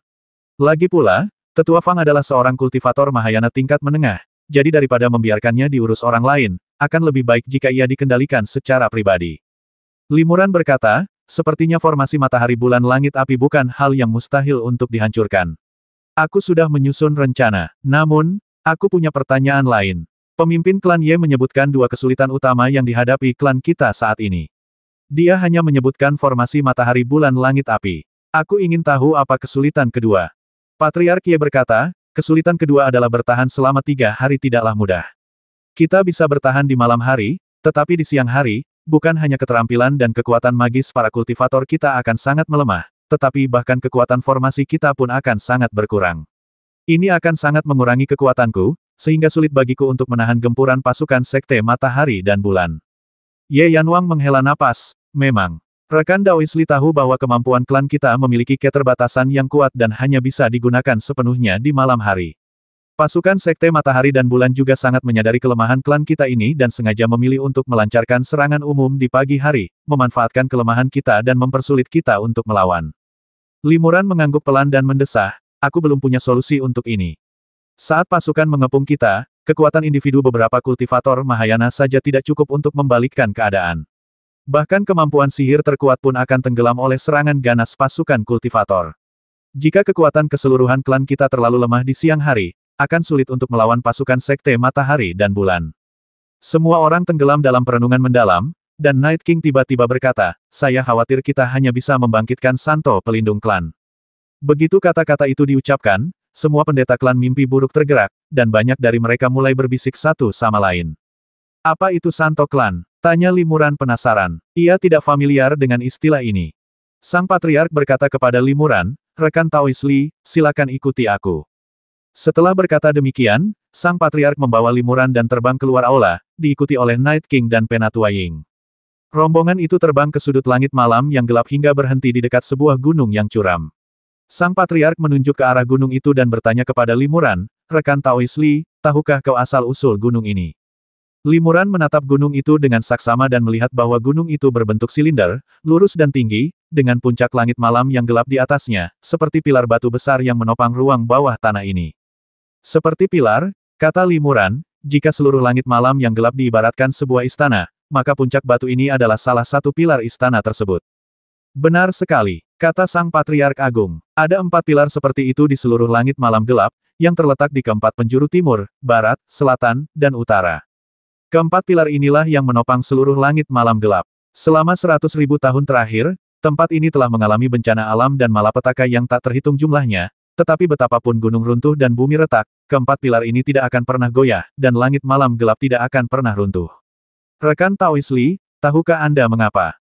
Apakah karena berkah formasi? Tanya Limuran.